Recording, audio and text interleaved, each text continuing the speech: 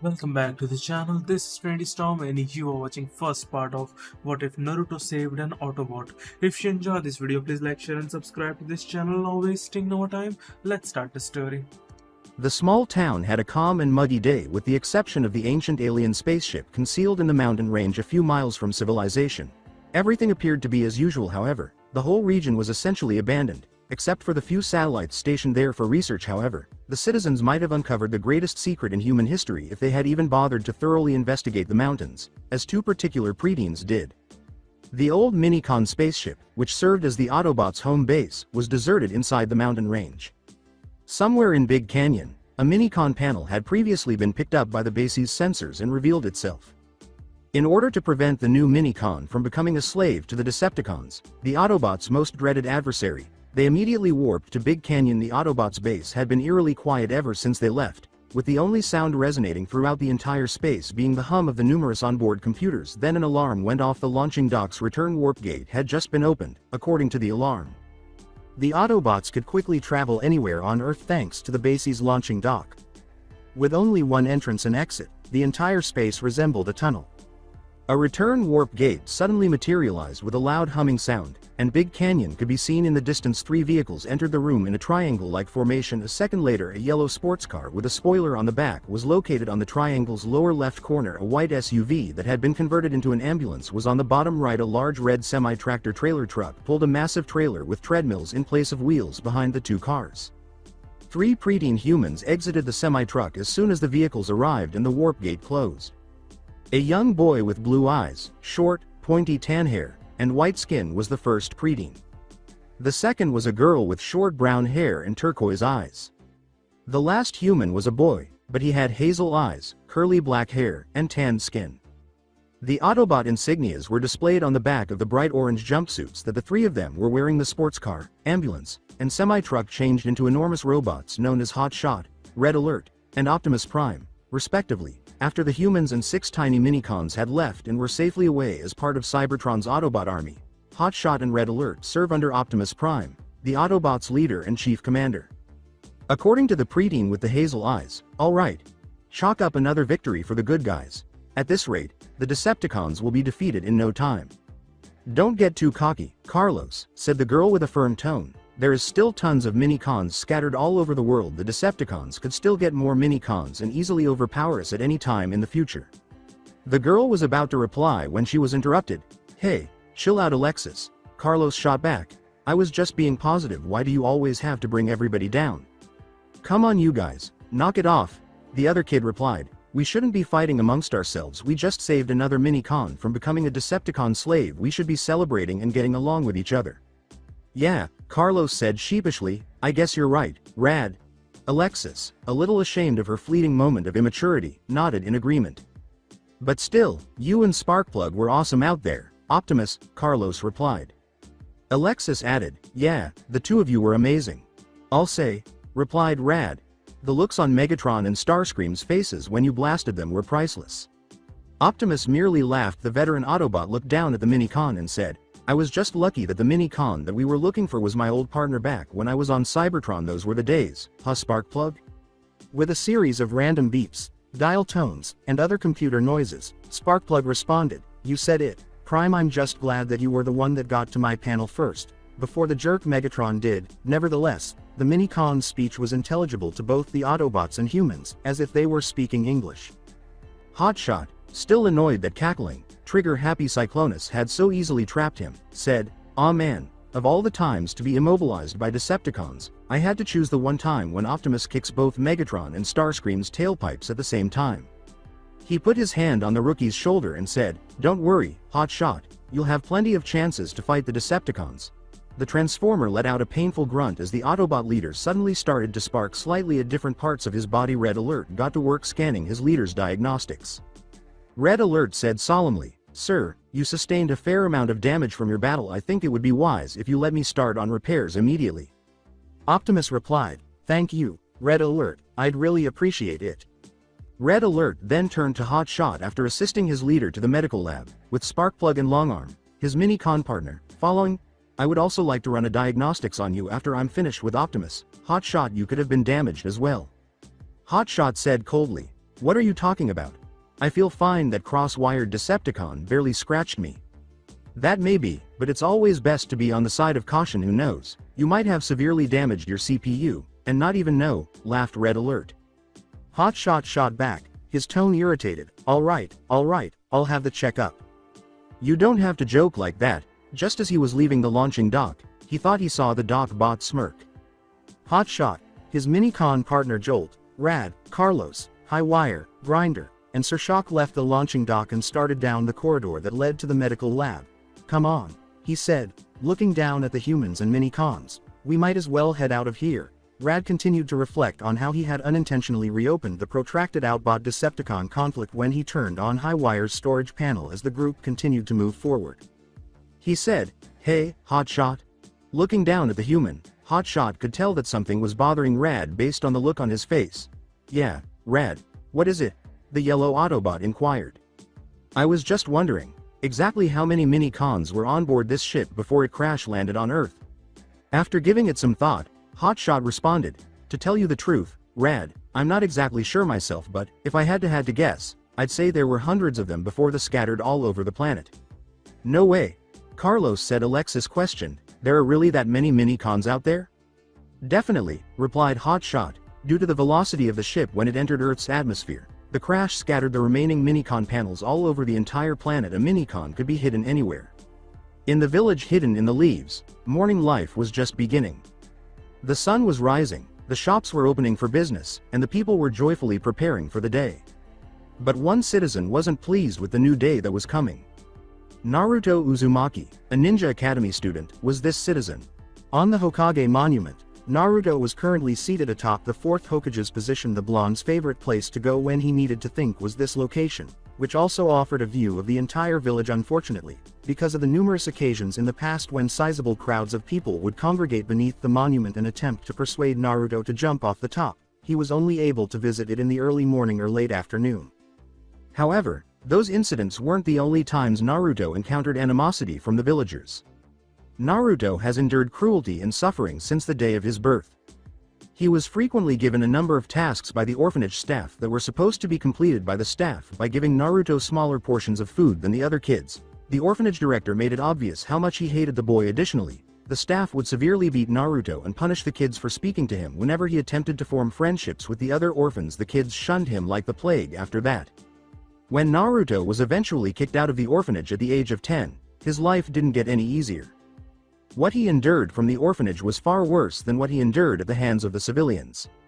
The villagers would give him fierce looks and occasionally hurl rocks at him whenever he was strolling down a busy street. The managers would either refuse to do business with him or charge him 3 times the regular sales price when he attempted to purchase food or supplies for his apartment.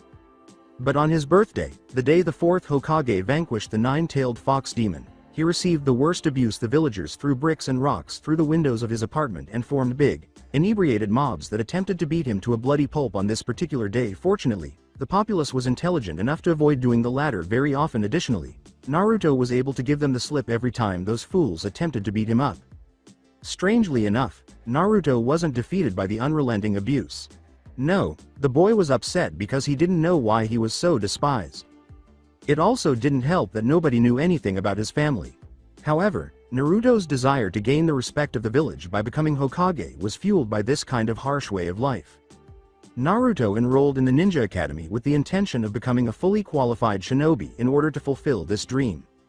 He had already made some friends along the way, but they didn't seem to treat him the same way the rest of the village did. First and foremost was the 3rd Hokage, who had previously been retired. Since the elderly man was the first to show Naruto kindness, he was like a grandfather to him. Naruto still valued the time the elderly Hokage spent with him, despite the fact that the old man couldn't do much for him without creating a lot of trouble in the village. An elderly man named Tuchi and his daughter Yame, who also owned and operated Ichiraku's ramen bar, Naruto's favorite restaurant, were the second and third individuals who showed him compassion when Naruto stopped by to eat. The 2 owners always greeted him with open arms and never seemed to treat him like the other residents. Naruto had believed that he would quickly become a ninja when he enrolled in the Ninja Academy. Unfortunately for the blonde with the whiskers, the academy's teachers were no better than the resentful villagers he encountered every day. The majority of the words in the books and educational materials he was given were scrawled over with a pen, and some chapters were missing. To make matters worse, the instructors would intentionally teach Naruto how to perform the basic academy ninjutsus and chakra control exercises incorrectly whenever his class was learning them. This was done in an attempt to get Naruto to give up out of frustration despite the instructor's sabotage. Naruto persisted in pursuing his dream and finished 8th in his class. Although he didn't like this class rank, it was still preferable to being designated dead last, which was what one of his classmates, the slothful Shikamaru Nara, was currently doing. When the final exams rolled around, however, the teachers gave Naruto a test that was different from the ones his classmates took and that no genin could ever hope to pass. Naruto failed the exam twice as a result of this, and he would have failed a third time had it not been for a teacher named Iruka who informed the third Hokage of the conspiracy. The teachers were consequently given 15 life sentences for their crimes by the third. Iruka then decided to teach Naruto everything he had either overlooked or misunderstood, including jutsu techniques and chakra control exercises. However, Naruto was still unable to use the clone jutsu properly for some reason. To exacerbate the situation, Naruto discovered that graduation was based on a student's proficiency in clone jutsu. The young preteen was currently sitting atop the Hokage monument because of this information. Sadly, Naruto thought, man, this stinks. Why did they have to test me on that damn clone jutsu out of all the jutsus? I'm never able to get it right. No matter how hard I study or practice, I will fail tomorrow's graduation exam for the third time if I don't take action. My dream will then be utterly destroyed. I mean, if I can't even complete the ninja academy, how can I ever hope to be Hokage?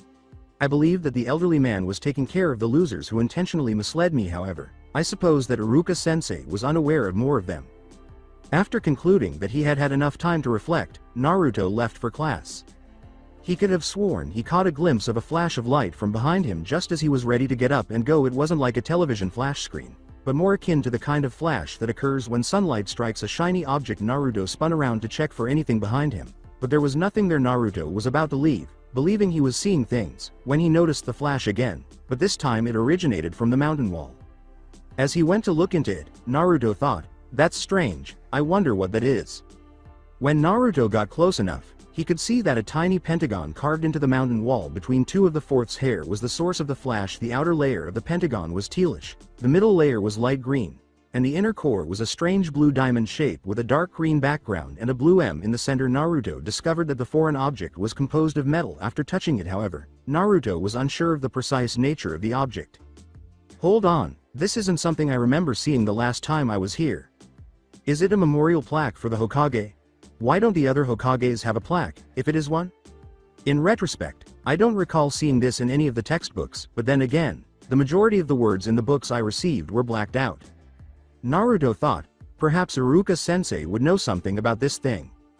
Naruto then attempted to remove the pentagon from the monument since it appeared that the pentagon was firmly anchored in the mountain. This proved to be a challenging task. However, Naruto managed to free the odd pentagon with a final heave. The young academy student could see that the foreign object, now free, weighed the same as a large textbook but was at least the size of a medium-sized tray. Naruto had to use both hands to hold it. I can't wait to see the look on Iruka-sensei's face when he sees this, Naruto replied after saying, wait a minute, oh crap, I'm going to be late for class. Naruto quickly hurried to the academy after packing the pentagon into his backpack. However, he was blind to the fact that the pentagon briefly began to glow a soft green light as he put it in his bag. Oh no. Crappy. It's unbelievable that I forgot the time. As he leapt over one rooftop after another, Naruto thought because it was less congested than the streets, he frequently traveled this route in this manner, he could reach his destination much more quickly than he could have if he had attempted to navigate the congested streets each morning. Another bonus was that there were no one on the roofs to glare at him in rage. Naruto finally arrived at the Ninja Academy after what felt like 10 minutes of non-stop roof hopping. But he was shocked to discover that the courtyard was deserted. Whoa! I was so late that I was unaware of it. If Iruka-sensei finds me late again, he will kill me. Naruto thought this as he cautiously opened the building's front door and crept toward the classroom where his first lesson of the day was always held. A complex relationship, as many would say, existed between Naruto and Iruka. Iruka didn't think any student should be given preferential treatment, despite being the one who told the Hokage about the academy instructor's plot.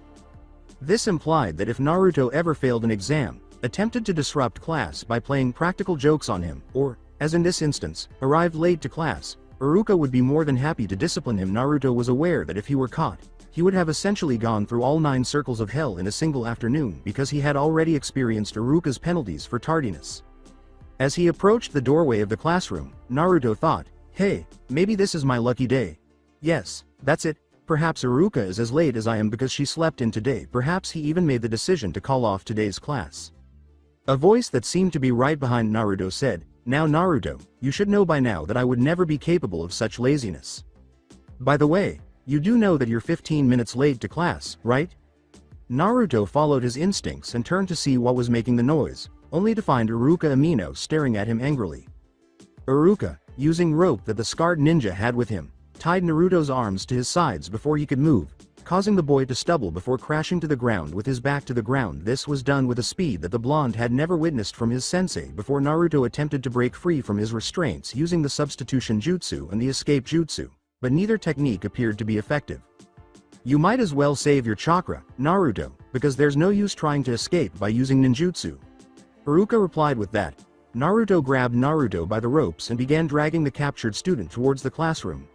"I infused the ropes with my own chakra so that it'll negate any jutsu that you try to cast, although it's good to see that you can perform those jutsu, so maybe your time here wasn't a complete waste of time." "So much for my lucky day," Naruto thought sourly. The chatter of the numerous students filled the classroom. Everyone fell silent when they witnessed Iruka dragging Naruto Uzumaki's bound form into the classroom. However, this quiet was short-lived as full-fledged laughter quickly took its place. Naruto wanted to be taken seriously at times, and this was one of those occasions, despite the fact that he occasionally enjoyed making himself the class clown. "Many thanks, Iruka-sensei," Naruto thought angrily. "You could have simply kept me after class and forced me to run around the village or practice chakra control until dusk. However, you had to make me look bad in front of everyone. They won't ever take me seriously now." Iruka started talking after what felt like another minute of his peers laughing, which was the cue to keep quiet. "Naruto," he said, "do you have any idea on why you were brought and tied up?" Naruto wanted some retribution for the humiliation he had just experienced. Despite the fact that he was in trouble, Naruto inquired innocently, "Is it because you wanted to practice your rope tying skills so that you can quit your job as a teacher and become a rodeo clown?" The classroom burst into laughter once more as a result, but this time they were laughing at Iruka. "No!" exclaimed Iruka, whose forehead was marked with ticks. "This is the 12th time that you arrived late to class. A real upstanding shinobi is always punctual and takes his work seriously, so what's your excuse for being late to class, Naruto?" Naruto decided it would be best to wait until after class, when his teacher had calmed down a little, before telling Iruka about the strange pentagon he had discovered in the Hokage monument. Naruto gave a semi-true response, saying, "I was sitting on the Hokage monument, enjoying the sunrise and contemplating on the meaning of life." The class's already dying laughter was rekindled by this. Iruka became even more irate after this brief teasing exchange. In the hopes that he had reached the blonde, Iruka concluded, "You've got some nerve, Naruto. May I remind you that tomorrow is the day your class takes the graduation exam, which would make this the 3rd time around for you. I would think that someone that has already failed the test twice would be taking this matter a little more seriously, given everything he had experienced with his previous teachers." He didn't enjoy being so severe with Naruto, but someone had to get him ready for the real world and what the village expected of him. In contrast, Naruto was staring out a window in the classroom. Then, as though he had not heard a word of Iruka's lecture, he turned to face Iruka and said, "I'm sorry, did you say something?" For Iruka, that was the last straw. Everyone groaned when Iruka said, "Today class, we will start with a review on the transformation jutsu. All you have to do is transform yourselves into me. Hey, don't complain. This is good practice for your graduation exam, so don't take this lightly. Now everyone get in a line by alphabetically order according to your last name," said the bruised instructor. Following that, the students reluctantly rose from their seats and moved toward the front of the room. As they started to form a line, every student either glared at Naruto or mockingly thanked him for the tiresome punishment the entire class had to endure due to his tardiness. As Iruka unbound Naruto and he walked to his spot in line, he muttered to himself, "Yep, this day just keeps on getting better and better." Some students still wanted to express their opinions to Naruto as he arrived. A boy with raven hair, wearing a dark blue shirt with a red and white fan on the back, snorted, "Thanks a lot. Loser, why can't you just arrive on time like the rest of us?" A look that practically said, "Pompous, arrogant jerk," was written all over the boy's face. "Shut up, Uchiha. I'm not in the mood to deal with your mightier than thou attitude today, so why don't you do us all a favor and just stick your head back up your owl?" Before the boy could finish his sentence, a furious girl with light blonde hair and sky-blue eyes, dressed in purple and wearing body bandages, slapped him hard across the back of the head. "Don't you dare talk to Sasuke like that, you brainless jerk," the girl charged. "Yeah, shut up Naruto," said a girl with emerald eyes and long pink hair. She was also dressed in green shorts and a red skirt that resembled a shirt Sakura Haruno, Naruto's current crush, was also this girl. Naruto said, "But Sakura, I was only, Naruto, I don't care what your excuse is." Sakura yelled suddenly. "If you ever insult my Sasuke ever again, I'll beat you to a bloody pulp." "What do you mean you're Sasuke, forehead?" the blonde girl asked in bewilderment. "Sasuke is going to be mine." Sakura shot back, "Get real, Ino pig. Get real, it's my destiny to live happily ever after with my Sasuke." Before the rest of Sasuke's fan club joined in, Iruka was smart enough to interrupt the girls' pointless arguing. "Will you two shut up, or do I have to make you run laps around the village after class?" she yelled. Sakura and Ino both remained silent and waited for their turn to use the transformation jutsu for their teacher, proving that the threat was successful. However, Naruto was annoyed by Sakura's recent treatment of him. All he wanted was for Sakura to give him a chance, but no matter what he did, she always treated him like a little child who was always trying to irritate her. Naruto believed that he might have a lucky break with the girl if he put in enough effort. However, he had recently come to believe that Sakura would never offer him that opportunity. Another voice, this time that of Naruto's slothful classmate Shikamaru Nara, who was standing directly behind Naruto as they waited in line, said, "I can't believe that I'm saying this, but I agree with Sasuke on this one. If you had just come to class on time, then none of us would be in this situation." Desperately, Naruto said, "Ah, come on, not you too Shikamaru, don't tell me that you're siding with Sasuke. Hey, don't group me in with those loud, troublesome fangirls. I'm just saying that people wouldn't give such a hard time if you took your lessons more seriously and didn't act out as much," the Nara responded dismissively. "Hey, this coming from the only student in this class that fails his tests because he's too lazy to even pick up the pencil?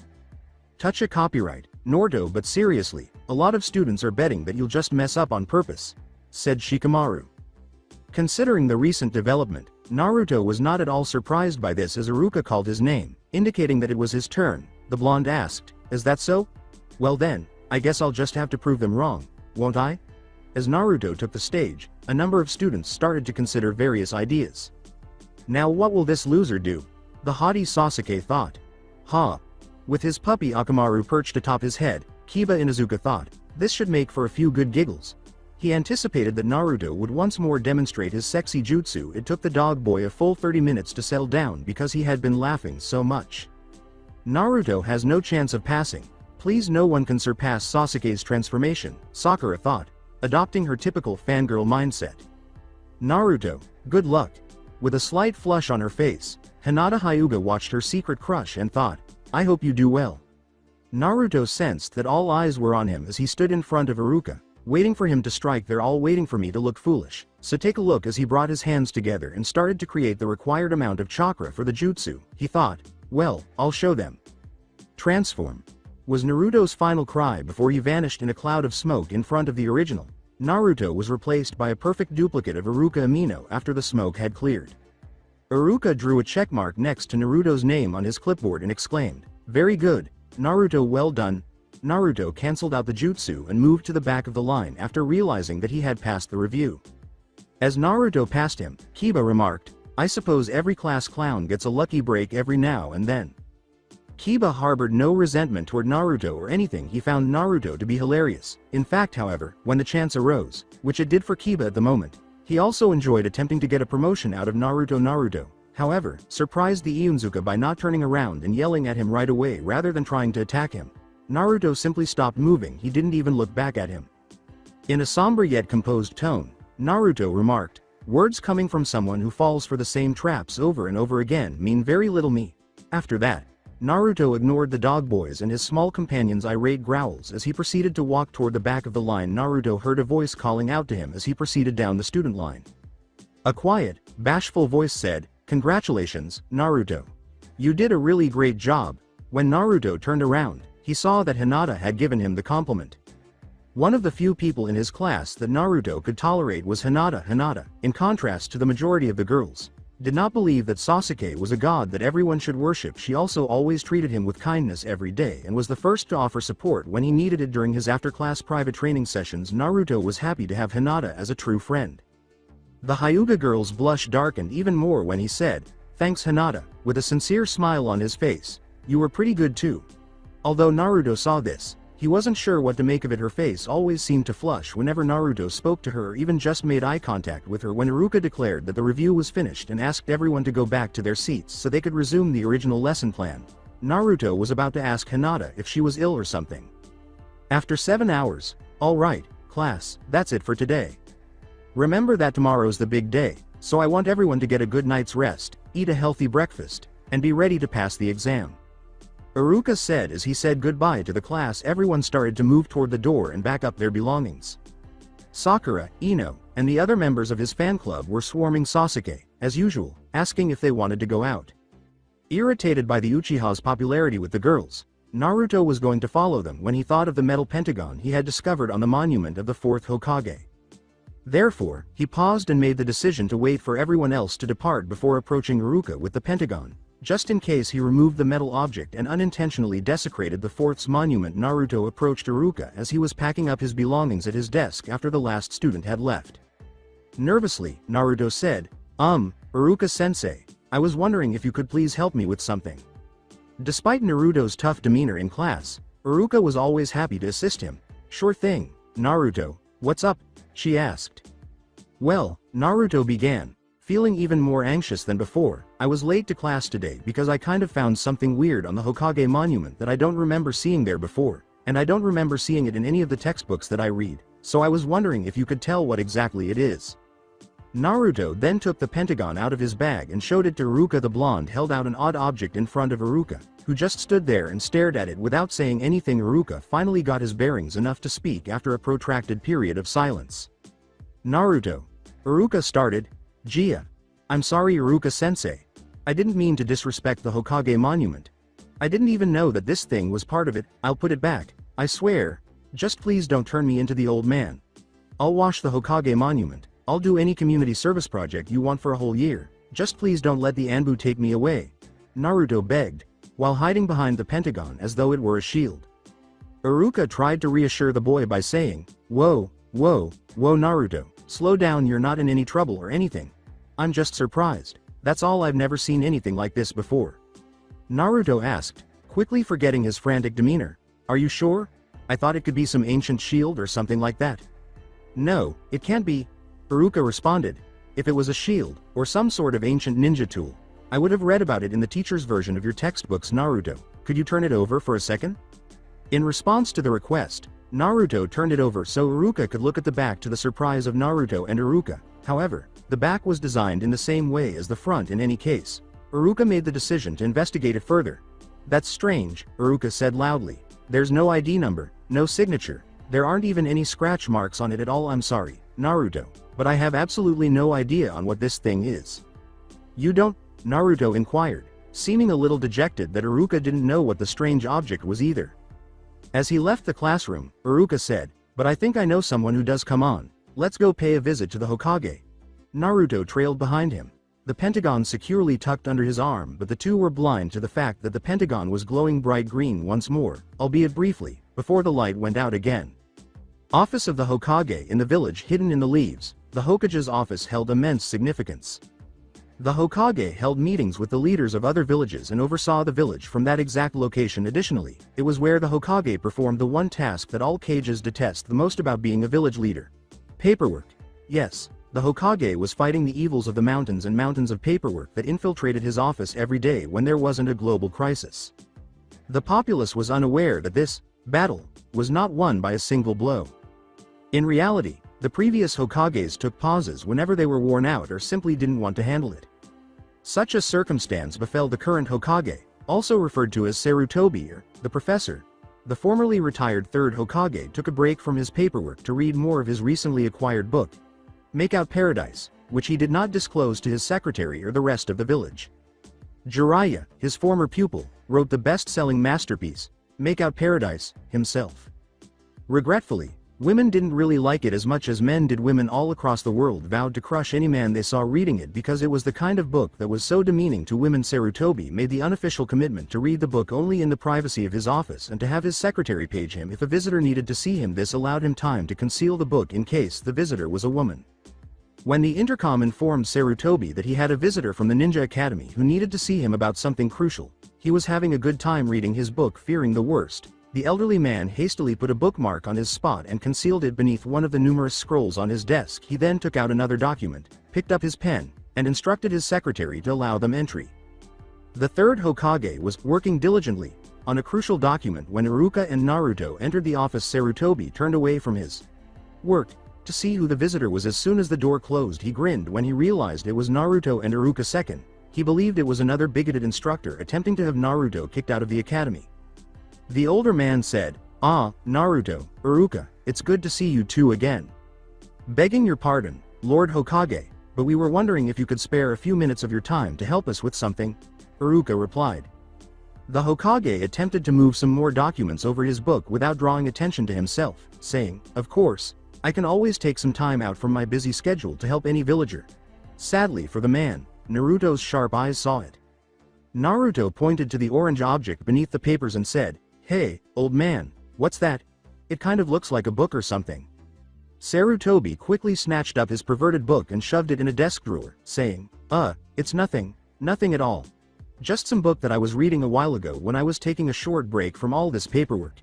Even though Naruto was fully aware of the type of book he was reading, he chose to hold off on making fun of the elderly man until later. Sighing at his leader's antics, Iruka pondered how many more make-out series books the Hokage possessed. In an attempt to regain his composure, the Hokage said, "So, what exactly do you two need help with? I hope that this isn't about Naruto being caught red-handed trying to pull one of his pranks, now is it?" "Actually, it has something to do with Naruto, but it's not about some prank he pulled. He found something on the Hokage monument that wasn't there before, and we were wondering if you could tell us what it is exactly." "Go on, Naruto. Show him," Iruka replied in compliance. Naruto pulled the metal pentagon from under his arm and presented it to the elderly man. The Hokage's face shifted from one of interest to one of perplexity. The Hokage stood up to examine the strange object more closely and said, "Well now, that is something peculiar. Tell me, Naruto, where exactly did you find this?" "I was thinking that this just some sort of shield that was used during the ninja wars," Naruto said, as the Hokage examined the item. "It was on the fourth's place on the monument, on the side of the mountain, between two locks of the fourth's hair. Was there anything strange that you noticed when you found this?" "Well, yeah, there was. When I first saw it, it looked as if it has been inside the mountain for a long time," the brunette replied. As he ran his hand over the cold, metal surface of the pentagon, the elderly man remarked, "Interesting." The strange symbol in the center of the object then caught his attention. After studying the pentagon for a long time, he said, "I'm sorry to disappoint you, Naruto, but this isn't any type of ninja weaponry." "What do you mean?" a startled Naruto inquired. "I've been in countless battles since the day I became a genin, and I've seen thousands of ninja weapons throughout my career, but never, in my entire life, have I ever seen anything like this," the elderly gentleman replied. Iruka, who was shocked that even the Hokage was unaware of the object's identity, questioned, "Lord Hokage, are you serious?" "I'm positive. There's too many differences between our weaponry and this pentagon," replied the Hokage. "What do you mean differences?" "Well, for starters," Sarutobi said, "our usual weapons are made with fine-tempered steel, whereas this pentagon is made out of a metal alloy that I've never seen before. Secondly, this symbol that's in the middle of this object doesn't match with any of our kanji characters." Naruto questioned, "So, what exactly does this all mean?" "What it means," replied the elderly gentleman, "is that this metal pentagon could possibly be from a world that's entirely different than ours." Like the previous two times, the pentagon started to glow a bright green light as if in line, but this time the glow was stronger and persisted long enough for the three people in the room to notice. The pentagon then released a more intense and multicolored burst of light that included all 7 of the rainbow's colors. Before they could respond, the Hokage, Iruka, and Naruto had to protect their eyes from the intense flash to prevent retinal damage. In the midst of the confusion, Naruto dropped the pentagon and attempted to retreat from the intense light source, but he stumbled over his own feet and fell heavily to the ground. Abruptly, the flash vanished nearly as quickly as it had appeared. Naruto's eyes are still struggling to return to their normal setting. Even after the blinding light has gone out, he couldn't tell who was who because of the numerous blurs he saw while looking around. The voice called out, "Naruto, are you all right?" It was Iruka. Additionally, Naruto's attempt to locate him was unsuccessful. Naruto called back, "Yeah, I'm okay, except my eyes are kind of in shock after that flash. What about you and the old man?" "Both Iruka and I are fine. Naruto, just stay where you are, we'll come to you," the Hokage replied. Naruto, whose sight was slowly returning, replied, "Whatever you say." He could now distinguish different shapes in the room at that moment. He heard footsteps approaching him. Naruto noticed that a blurry, blue and gray outline of a person was the source of the noise as the footsteps grew louder. Naruto yelled, "Iruka-sensei!" In response, the figure reached out to Naruto with its right hand, indicating that it was attempting to assist him in standing up. Naruto happily accepted the figure's hand and helped the boy stand up, saying, "Oh thanks, Iruka-sensei." Just as Naruto's vision was beginning to return to normal, more mayhem broke out. "Naruto!" A voice behind him cried. Naruto had the shock of his life when he turned to see who was speaking. Iruka and the third Hokage were standing behind him at the Hokage's desk, both of them wearing horrified looks. Naruto, who was now quite perplexed, turned around and saw why the two shinobi appeared so terrified. "Iruka-sensei! Old man! Wait a minute, if the two of you are standing over there, then who's the one who helped me just?" A metal man who was no taller than Naruto himself stood in front of him, still holding his hand.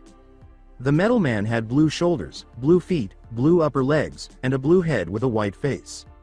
It had gray hands, arms, and the lower parts of its legs. It also had two sets of grayish wings with orange-colored lines that protruded perpendicularly on its lower back and vertically from the left and right sides of its upper back. Finally, Naruto saw that the eyes were orange and pupilless, and the man's chest had an odd orange-colored dome. The metal man beat the blonde to it before he could say anything. "Hello there," it responded. "Thank you so much for awakening me." The Autobot's cry reverberated throughout the base as the alarms went off. A moment later, Optimus Prime's voice could be heard over the intercom, a little louder than the alarms. "All staff, please report right away to the command center. A brand new mini-con has just surfaced." I'll say it again. A brand new mini-con just surfaced. As he, Rad, and Alexis hurried toward the command center with their honorable mini-con partners, Grinder, High Wire, and Shishak, Carlos exclaimed, "Hey, talk about perfect timing, huh guys? So where do you think this mini-con is located, Rad?" "Who knows, it can be in a jungle, on the bottom of the ocean, or maybe even a beach," replied Rad. "Yeah," Carlos replied. "If it's at a beach, I hope that it's somewhere in San Diego. Think about it, we can search for a mini-con, and meet a couple of babes while we're at it." When Rad said, "Heck, yeah, that sounds good to me," and laughed. "Will you two take this seriously? This is mini-con's life we're talking about here. If we don't act now, it could become another slave to the Decepticons. We don't have time to fantasize about hanging out with girls at the beach. God, it's like you two think that this all just fun and games," Alexis sternly replied. Carlos responded, making sure to mutter the last part to himself, "Hey, we'll get off our backs already? Man, she's almost an even bigger nag than my mom." Alexis said, "What did you just say?" with a tone of rage. Carlos hurriedly said, Nothing at all." In an attempt to defuse the situation with the girl, his father taught him a lot of lessons, one of which was to never irritate a woman because it might be the last thing he does. Rad, however, remained silent because he felt hurt by Alexis's reprimands. Rad had and still has a crush on the girl, but Carlos and Alexis were unaware of this during their time together in school. He made numerous attempts to get her to hang out with him, but she consistently turned him down as if he were a bothersome annoyance. His self-esteem was further damaged each time she chastised him for trivial things like making jokes or even arriving late to base. He seemed to always end up causing Alexis to become irritated or angry. Optimus Prime, Red Alert, and Hotshot were already in the command center when the six of them walked in, attempting to locate the mini-con on the holographic map of the Earth that was rotating overhead. However, for some reason, there was no image of the mini-con's location on the map. Carlos said, "Hey Optimus, what's going on? Why doesn't the computer display the mini-con's location?" "I'm not sure, Carlos. Our sensors may have a harder time detecting the mini-con if it is concealed beneath the ground," the Autobot leader answered. "There is nothing we can do but wait patiently for the location to be revealed." It felt like they would never see the mini-con's location on the map after another minute of waiting, but then all of a sudden the entire map vanished and the alarms stopped working, leaving everyone in the room silent and too shocked to speak. Hotshot was the one who finally broke the awkward silence. "Hello, what was that slag about? How did the mini-con turn out?" "It seems to just vanished," Carlos said, sounding incredulous. "Did something go wrong with the computer?" Alexis inquired. "No, that isn't possible every day.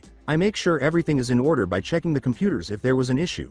I would be aware of it and take care of it myself, Red Alert stated. Then, is it possible that it is a Decepticon virus? Rad inquired. Optimus replied, I don't think that they're capable of pulling something like this off, Rad. You see, before the Mini-Cons' ship, Exodus, landed on this planet, it first collided with Earth's moon, shattering the ship in two parts. One half stayed on the moon, while the other half traveled to our current location. The half on the moon became Megatron's home base after he and his men responded to high wires, awakening their computers are only half as powerful as they would have been if the ship had remained intact, though, because their base only makes up half of it, a supercomputer far more powerful than Megatron's current one is needed to plant a virus. So, why did the Mini-Con vanish in that manner if our computers are operating normally and the Decepticons did nothing? Rad inquired. Optimus said, I really don't know, I don't know, Rad. The Decepticon base on the moon's backside appeared to be moving slowly. But only to one Decepticon, a short, stocky soldier with treadmills for legs, gun barrels for hands that also served as fingers, and two long spikes on each shoulder, one behind the other, that were also laser cannons, and the Transformer's brown face with two green eyes, the right larger than the left, and his vehicle mode as a Cybertronian missile Tonka. All of this combined to create Megatron's, yes man, bot, Demolisher.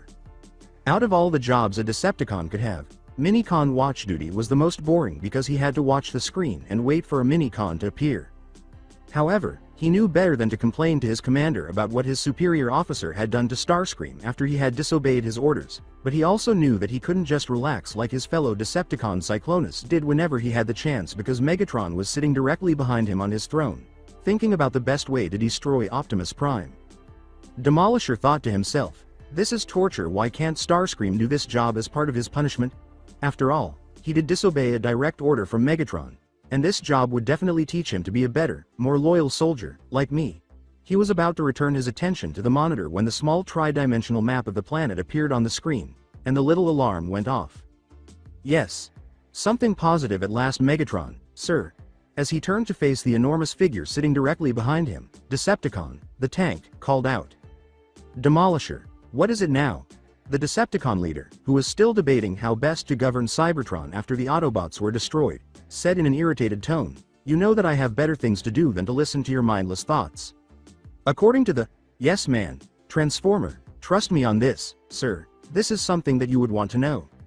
Megatron said as he stood up and made his way to the location of the smaller Decepticon, this had better be good, for your sake. Yes, sir, it is. Another Mini-Con was just picked up by the sensors, sir. So, where is it now? I want to get this Mini-Con before those damned Autobots do, Demolisher, so don't make me wait. Just a second, the computer's still trying to get a lock onto the coordinates. However, the alarm abruptly stopped working and the screen went blank for an odd reason. Demolisher was now terrified of his current situation. Megatron was now standing over him, anticipating the coordinates to the new Mini-Con, and the laser tank bot was essentially at a loss. Well, I have yet to receive those coordinates, Demolisher. I don't like to wait, as you should know from your time serving under my authority. Yes, indeed, heh Megatron, sir, a funny thing just happened. You see, sir, the computer wasn't really showing me the coordinates, and as I was about to run a program so that I could increase the intensity of the sensors, the screen went blank, and the alarm turned itself off, sir, Demolisher said, attempting to temper his leader. You mean to tell me that you interrupted my important plans just so that you can tell me that you lost the Mini-Con's coordinates? Megatron said after the two tank bots exchanged an awkward silence. Megatron said in a menacing tone. Well, you see, not precisely. However, Demolisher's explanation was cut short when Megatron struck him with a powerful left backhand, sending him flying to his left and landing hard on his back before the Decepticon could rise. Megatron's foot pushed him back down onto the base's floor. When the poor Demolisher looked up at his leader, he saw a pair of angry, malevolent eyes and realized that Megatron had his large, deadly fusion cannon from his turret pointing directly at his head. You are a little womb, insignificant, Megatron bellowed. I give you a straightforward task. Keep an eye on the monitor for any new Mini-Cons, but even that seems too difficult for you. Is this all a big joke to you, or are you really this incompetent? Well, Demolisher, respond to me. Additionally, I advise you to carefully consider your response because I will not tolerate untrustworthy, disobedient jerks like you in my army. Demolisher watched in horror as the barrel of the cannon started to glow purple as the Decepticon leader charged his cannon for a powerful blast, ensuring that the shot would be strong enough to easily destroy the head of an Autobot, or in this case, a bumbling Decepticon. No, please don't kill me, Megatron. Sir, I'll do everything I can, including fixing the computer and finding the mini-con on Earth myself. Just give me another chance, please, pleaded Demolisher, while futilely attempting to avoid Megatron's cannon's line of fire. After growling in disgust at the cowardice of the soldier, Megatron disarmed the cannon and put it away, but he kept his foot on top of Demolisher because he understood that Demolisher needed all of his men to gather all of the mini-cons and take over Cybertron. So, soldier, I advise you to start working right away. I want you to update all the hardware, fix the base's sensors, and figure out why that mini-con vanished. And Demolisher, you know that I'm expecting good things from you the next time I hear your voice calling? Megatron said, removing his foot from the frightened Transformer. Yeah, Megatron, sir, I definitely read you. Demolisher uttered those words, rising swiftly to his feet and saluting in record time. Then begin right away. It was his favorite spot to go when he wanted to think quietly, and the Decepticon leader yelled as he left to stand outside and gaze out into space. Iruka and Sarutobi were just standing, their jaws hanging open in shock, while Naruto could not believe what he was seeing: a strange, winged man made of metal standing directly in front of him, holding his hand. Despite witnessing the entire event unfolding in front of him, the boy believed he was in some strange dream and would wake up any moment. The room fell into an awkward silence, and Naruto did what any 13-year-old would do in this kind of circumstance: freak out as his mind gradually recovered from shock. H. The metal figure put its hands on both sides of its head, as if they were covering its ears, and started to back away from the noisy child. Screamed Naruto as he jumped back away from the metal man and tried to get as far away from it as he could. Unfortunately, he ended up tripping again, so he had to crawl away backwards. The other two shinobi were awakened by Naruto's sudden outburst, and without a second's hesitation, Iuka and the Hokage threw a number of shuriken and kunai at the creature, which jumped back to avoid being hit, causing the weapons to embed themselves in the floor. The metal man was soon pushed back into a corner, kneeling on the ground, trembling in terror. Iruka, Sarutobi commanded, go check on Naruto.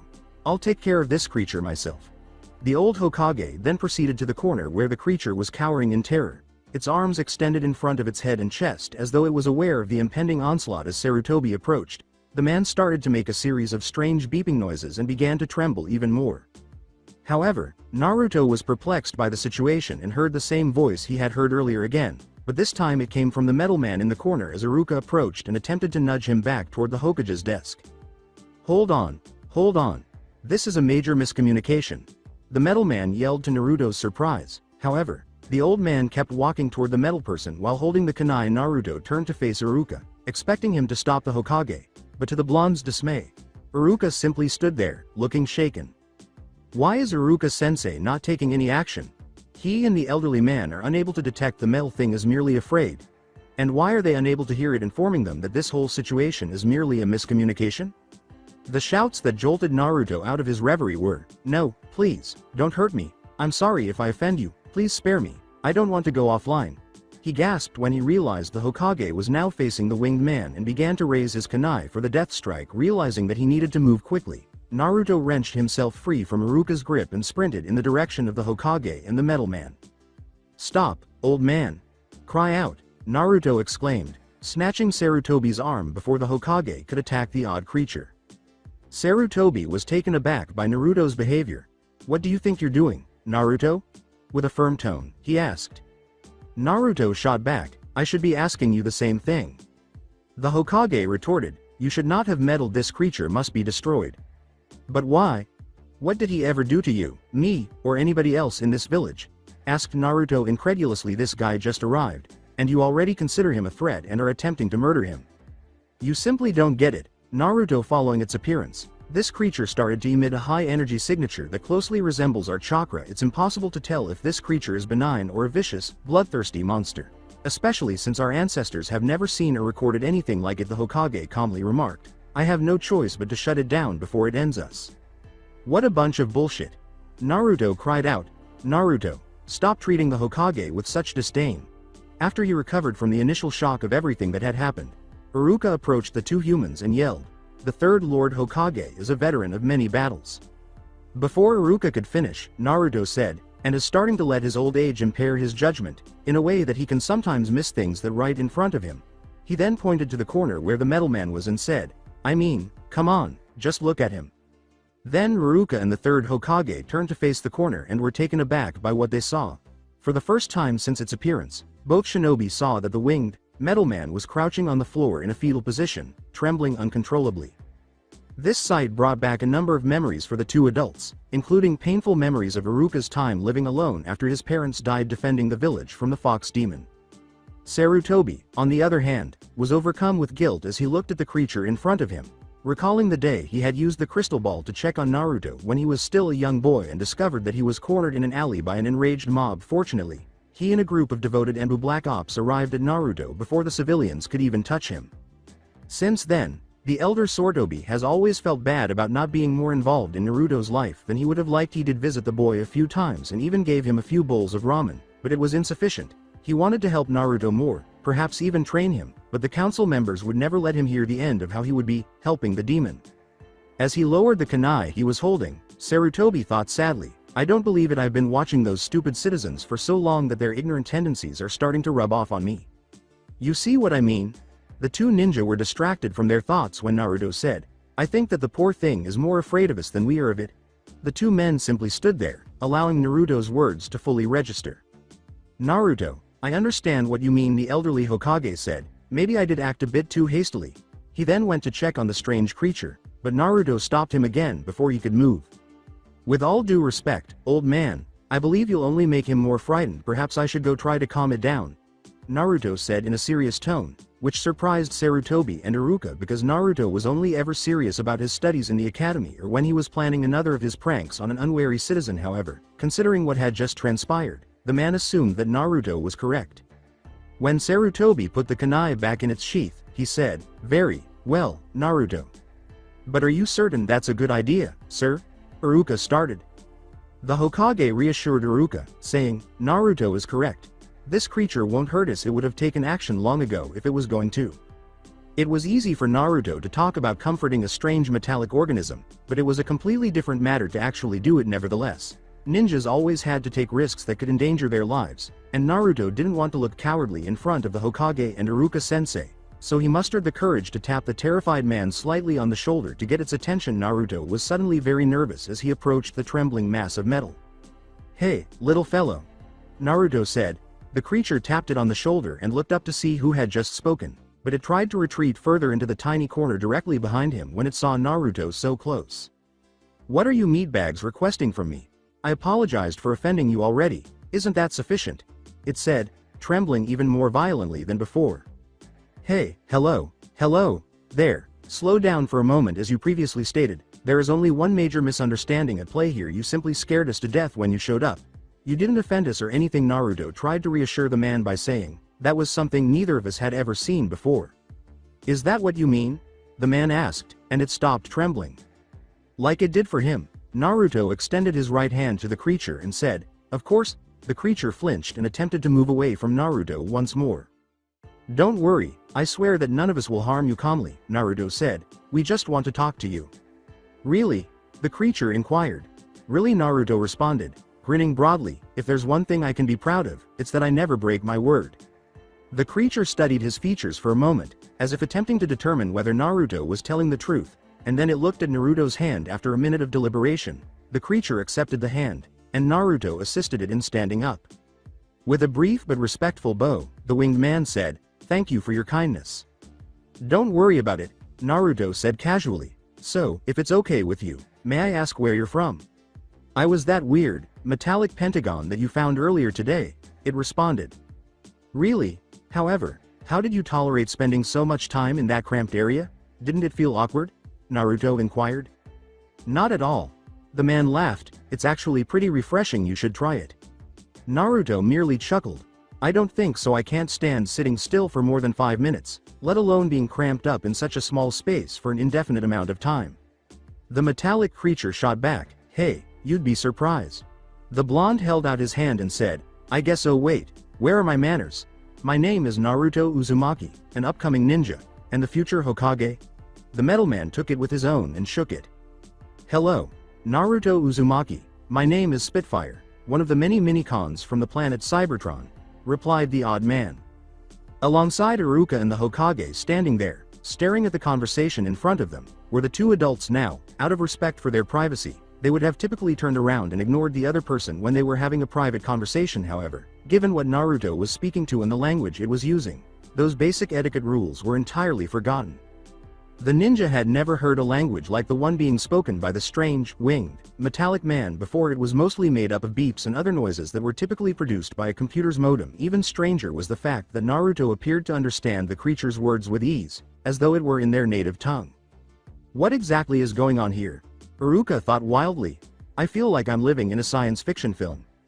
How Naruto is able to speak to this creature, let alone comprehend what it is saying, is beyond me. A perplexed Hokage thought as he and Iruka kept staring at each other and attempting to follow the conversation that was happening in front of him. But out of the corner of his eye, Naruto noticed that they were staring at him and Spitfire strangely, so he decided to investigate the matter.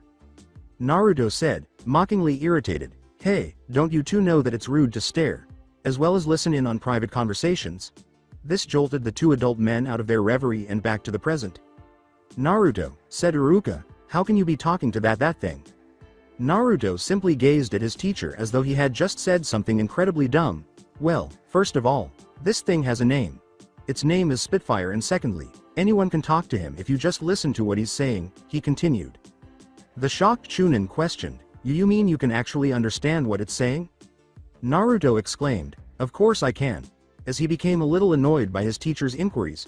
"You'd have to be either deaf or stupid not to understand this guy." Iruka opened his mouth to reply, but Sarutobi spoke first. What Iruka meant to say, Naruto, is that even though you can understand this strange man whenever he talks, all we hear is incoherent beeping noises. Naruto questioned, "What? Are you serious?" as he was shocked that while he understood Spitfire, the others did not. Spitfire, or, in the case of Iruka and Sarutobi, beeped, said, I guess the vow is still in affect." Unaware that the two older males were still listening, a curious Naruto exclaimed, What are you talking about, Spitfire?"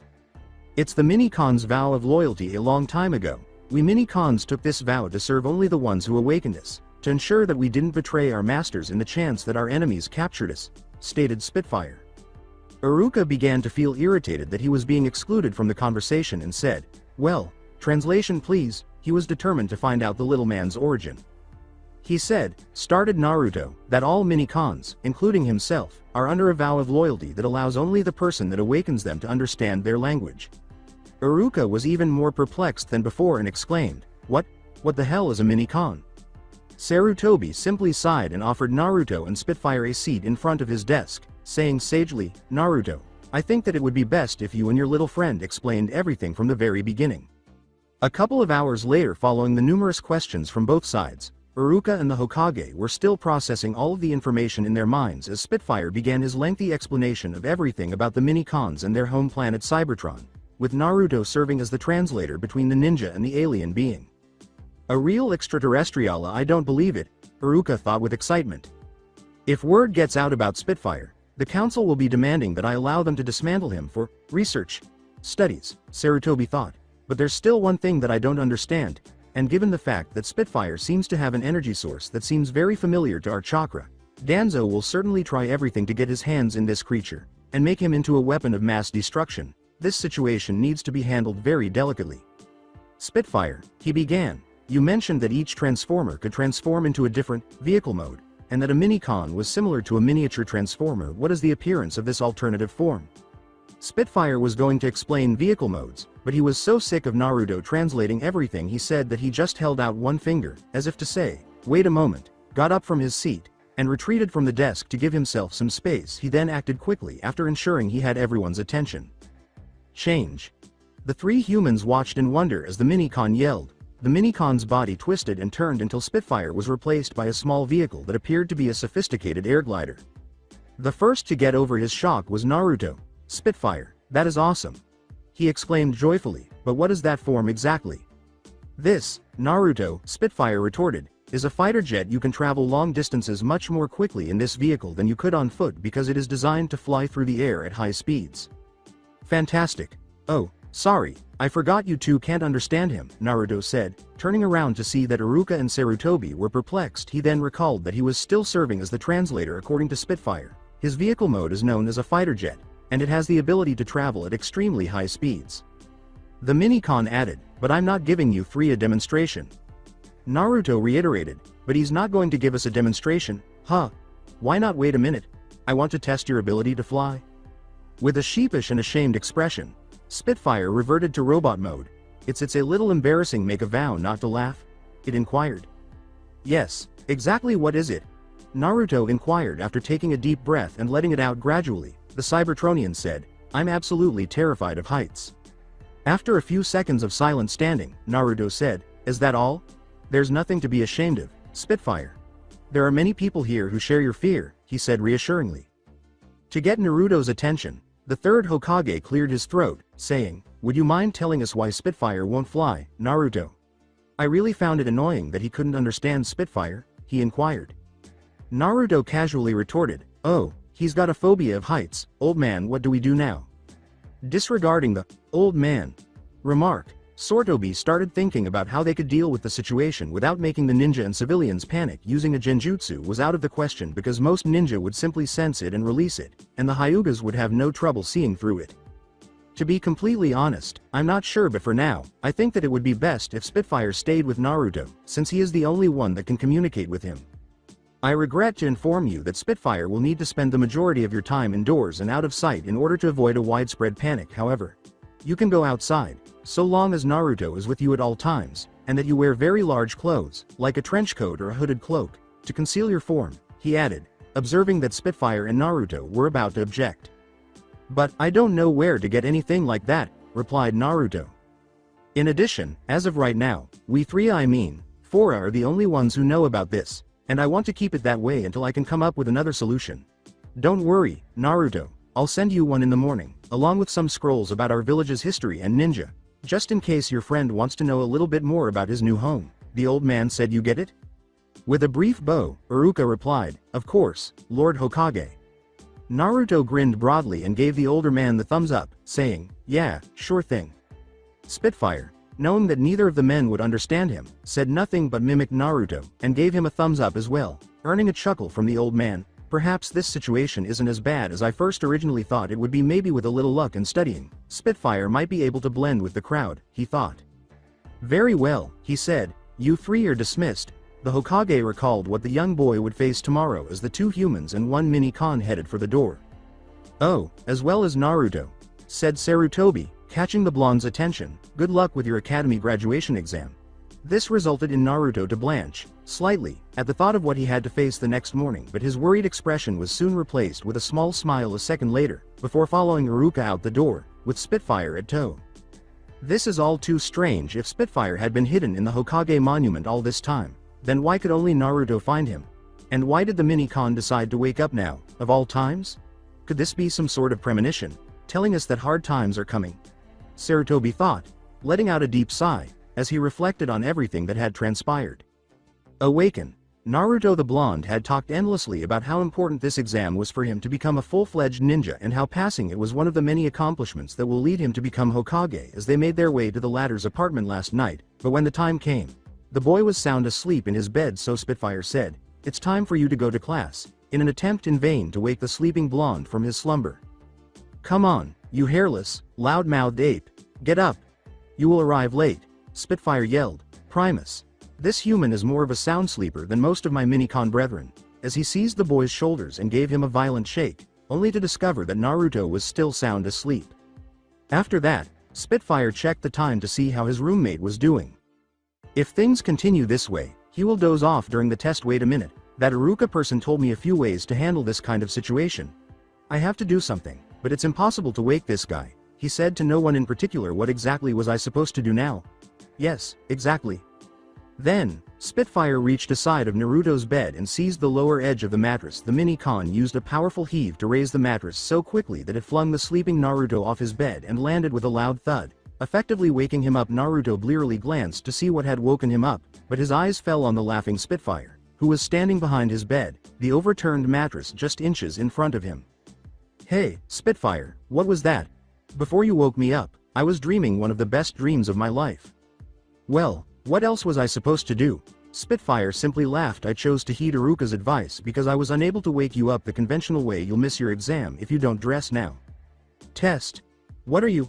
I nearly forgot about my graduation exam. Damn it, In a matter of seconds, Naruto was already dressed in his signature orange jumpsuit. Spitfire didn't understand why the boy wore that thing. It was way too bright, even for his taste.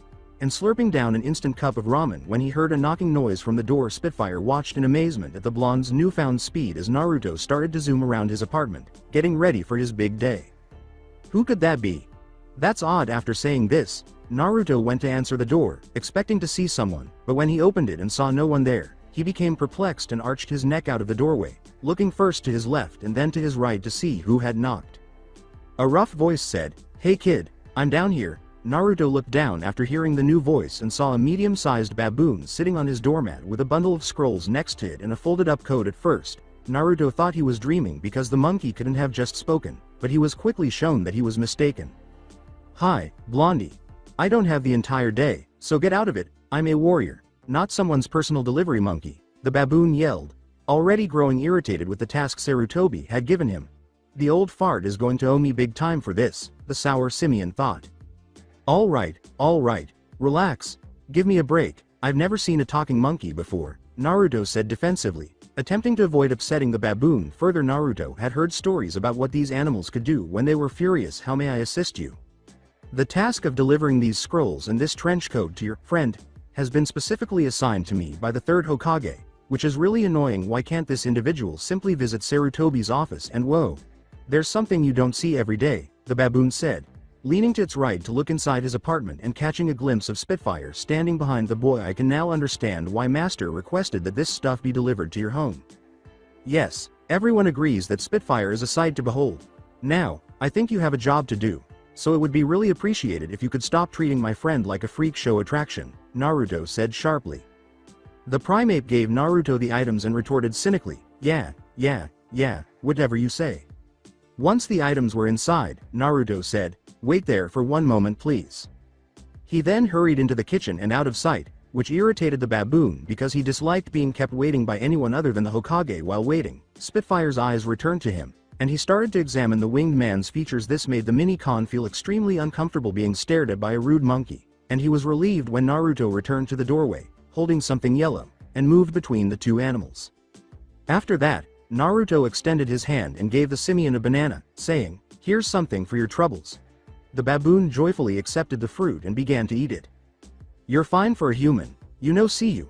The monkey, stuffed with a banana, said this before vanishing in a puff of smoke. Naruto gave the mini-con the scrolls and coat and remarked, "Okay, that was weird. Do you frequently experience these kinds of incidents?" Spitfire, who was still in shock over what he had witnessed with his own eyes, inquired. "Well, don't stress over it," the boy said, "you'll get used to it after a while," as he glanced back at the clock and saw how little time he had left before the test. "I'm now on my way to passing the graduation exam anyways. Be sure you read the scrolls. They'll help you blend in with the crowd. I'll show you around the village once I'm a certified ninja. Wish me luck." Spitfire simply laughed at the blonde's antics as he unrolled the first of the many scrolls and started reading. Naruto then locked the door and hurried off to the academy. Ninja Academy. After the exam, as Naruto sat on the swing beneath his favorite tree and watched all of his classmates celebrate their graduation with their families, he couldn't stop thinking, why can't I do anything right? Naruto had experienced many different types of pain throughout his life, but this blonde's pain was by far the worst. He discovered that his test paper was cloaked in genjutsu, allowing him to write down answers that had nothing to do with the actual questions. Fortunately, he was able to dispel this and proceeded as if nothing had happened. His entire exam had been a complete disaster. Next, came the sparring session. Each student had to spar an instructor for as long as they could before they were defeated, or the 5-minute time limit had passed. When everyone was having their sparring session, the instructor purposely held back so that they would have an easier time than they would normally have. The only person that managed to keep on fighting until the time limit was Sasuke, but that was because the instructor was one of the many die-hard Uchiha supporters that plagued the village. Yet when it came for Naruto's turn, the instructor managed to pin the boy down in less than a minute without making it look like he was cheating, and humiliate the boy simultaneously. Then, the exam's jutsu portion came up, which accounted for the majority of the grade and essentially decided whether a student passed or failed. The students had to successfully execute the clone jutsu, which Naruto dreaded but knew he had to do regardless. Despite his best efforts, Naruto only managed to create one copy of himself, which appeared to have been dead for a long time. Iruka failed him without hesitation, but out of sympathy, Mizuki made an unsuccessful attempt to pursue. He started to reevaluate his entire life as he sat on that swing, head down ever since he first heard about the ninja and how everyone respected them. The boy had set out to become a ninja and later a Hokage to show the village that he was valuable, but now it all seemed unattainable. I can't become Hokage if I'm not a ninja, and I can't become a ninja without passing the damn graduation exam, a dejected Naruto thought. What have I been doing all this time? Was all of that extra training that I've been doing, all of that blood, sweat, and tears I shed for nothing? The boy was suddenly brought out of his thoughts when he felt a faint, but noticeable amount of killer intent being directed towards him. As he looked up, he saw two mothers from the crowd of graduates and their families giving him the stink eye, deciding not to stick around. The boy put his goggles back on his forehead, and made his way back home, but, unbeknownst to him, 4 people had been watching him the entire time, which consisted of a concerned Hinata Hyuga, a sad Iruka, the third Hokage, and a smirking Mizuki. Late at night on an undesignated training ground, after he left for home, Mizuki stopped him to inform him of a special, all-or-nothing, graduation exam.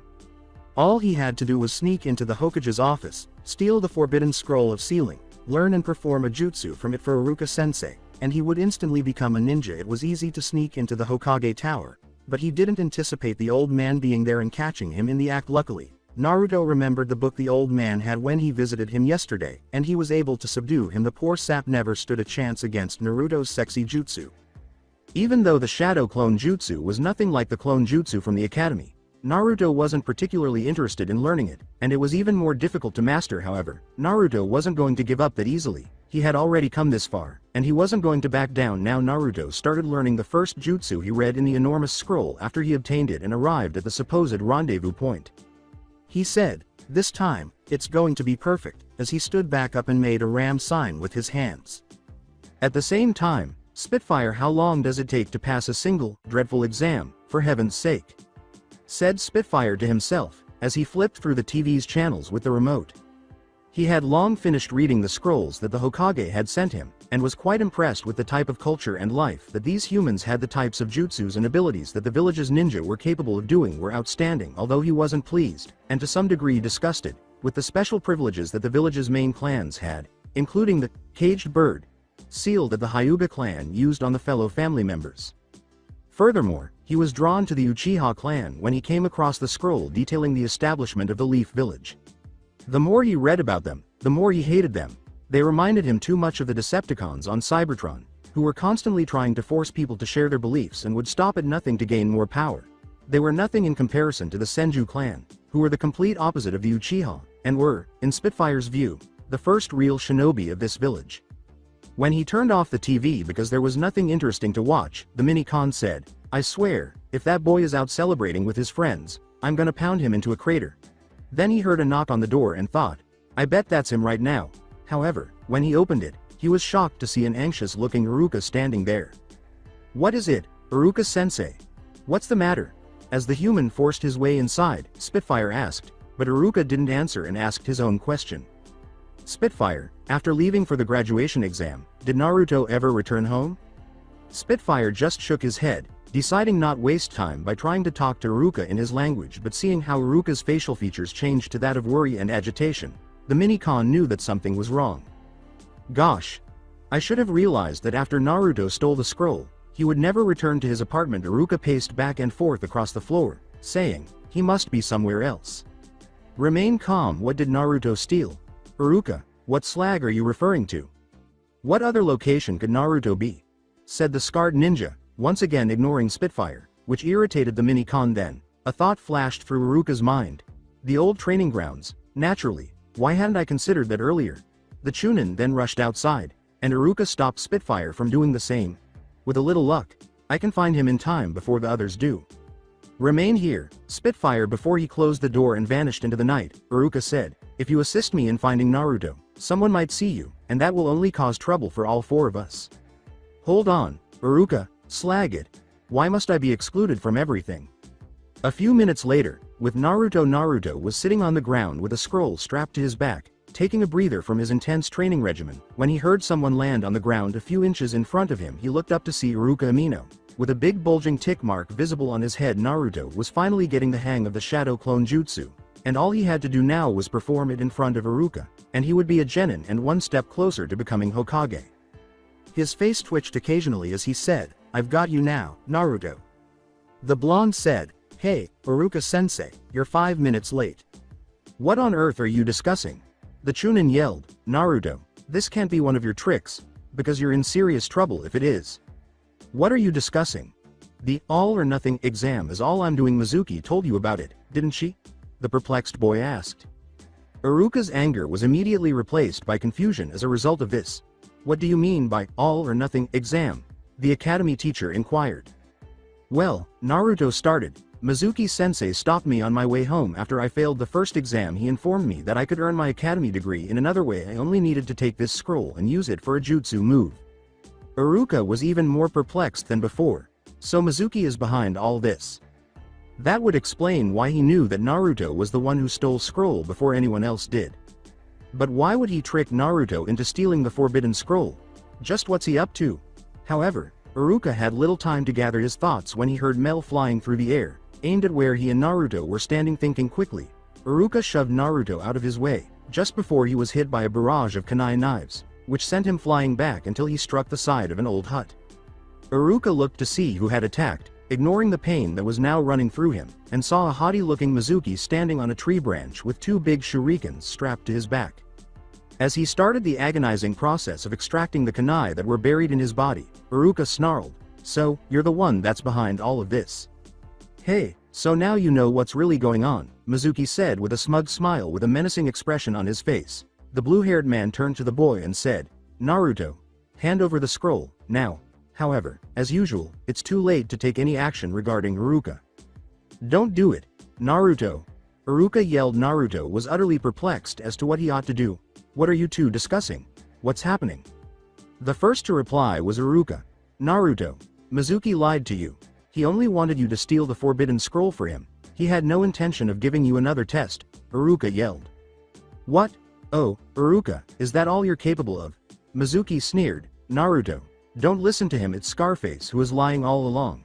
He has been against you. He has been using every tactic he knows to get you to leave the academy ever since you started. He even went so far as to reveal that teacher conspiracy while feigning sympathy for you."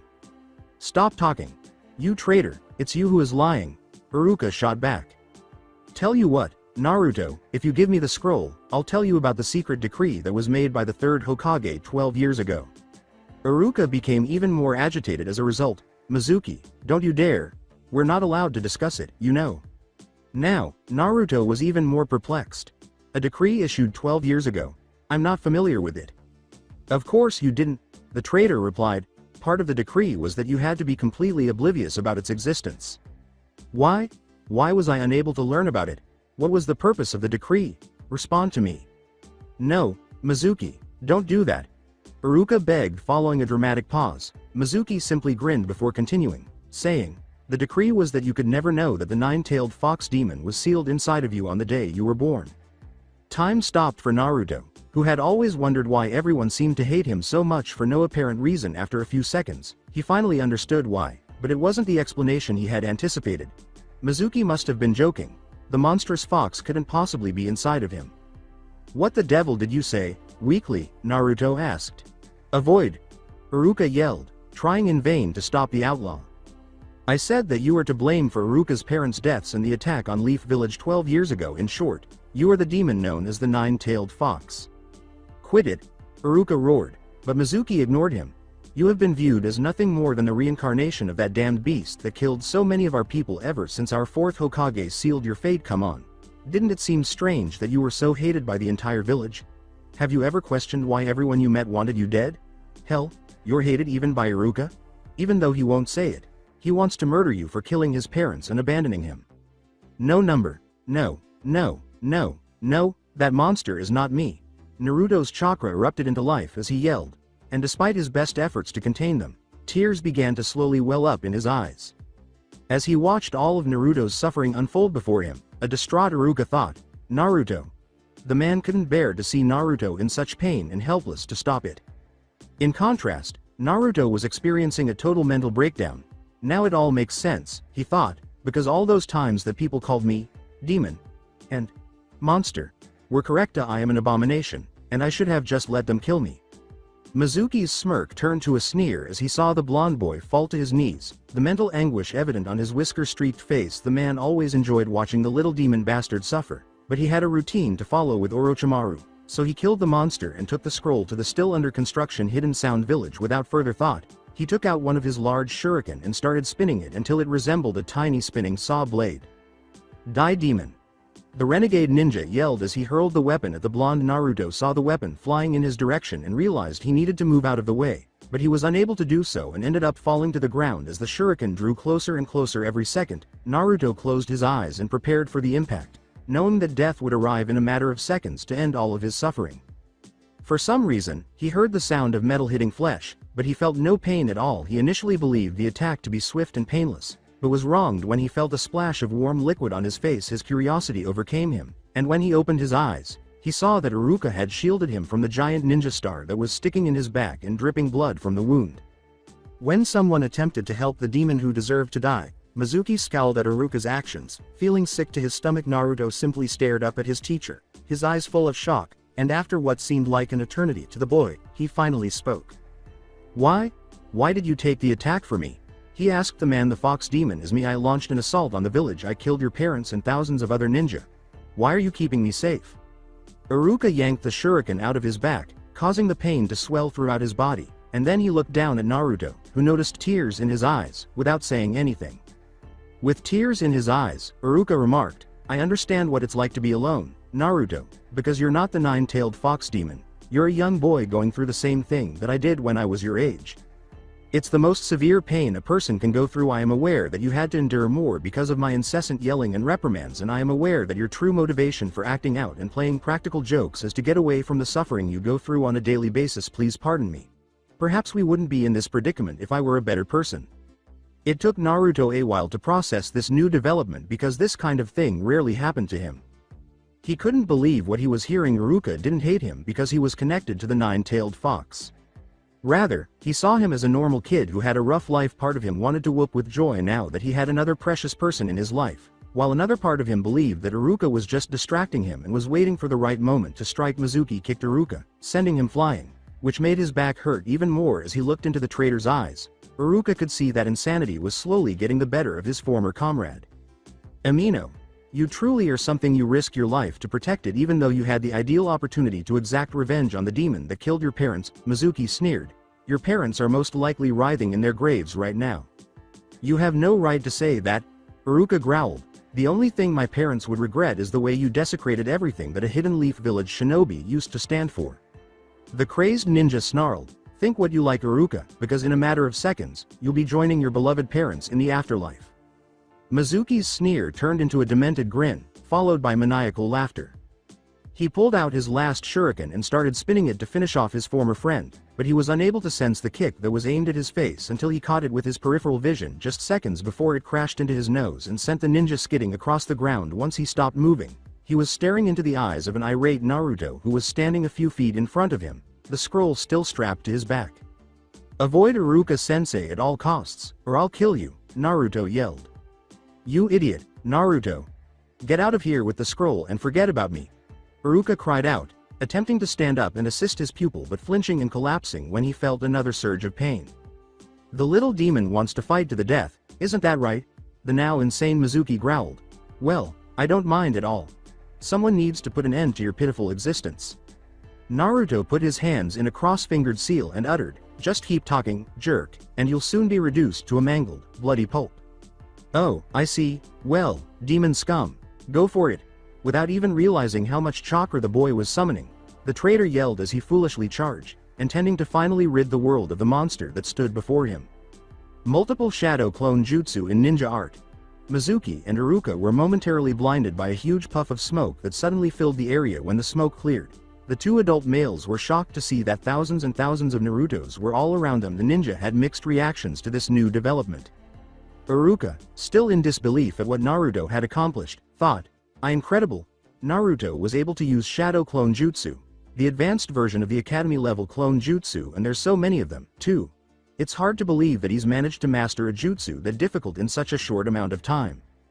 Mizuki, on the other hand, was in a panic. What had begun as a straightforward plan had become a total disaster. and his hopes of making a swift escape had been shattered. He could see an angry-looking Naruto blocking his path everywhere he looked, and the blue-haired traitor's panic increased as the army of blonde boys encircling him in a wide circle started to close in. "You bastard, Mizuki. What's wrong? What happened to all of your confidence that you had earlier?" All of the Narutos said at once. "You know, Mizuki-sensei, I've been putting up with all that crap that you and your little buddies dished out to me back at the academy. Purposely teaching me the wrong way to do jutsus, always testing me on things that no genin could possibly know." Mizuki simply stood there, trembling in fear. "I thought that a demon like me could never stand a chance against you. Something like that is the kind of thing I might be willing to forget, but that's where I draw the line, attacking the few people I care about." The unfortunate traitor was standing in the middle of the circle, and the Narutos charged toward it with a booming battle cry.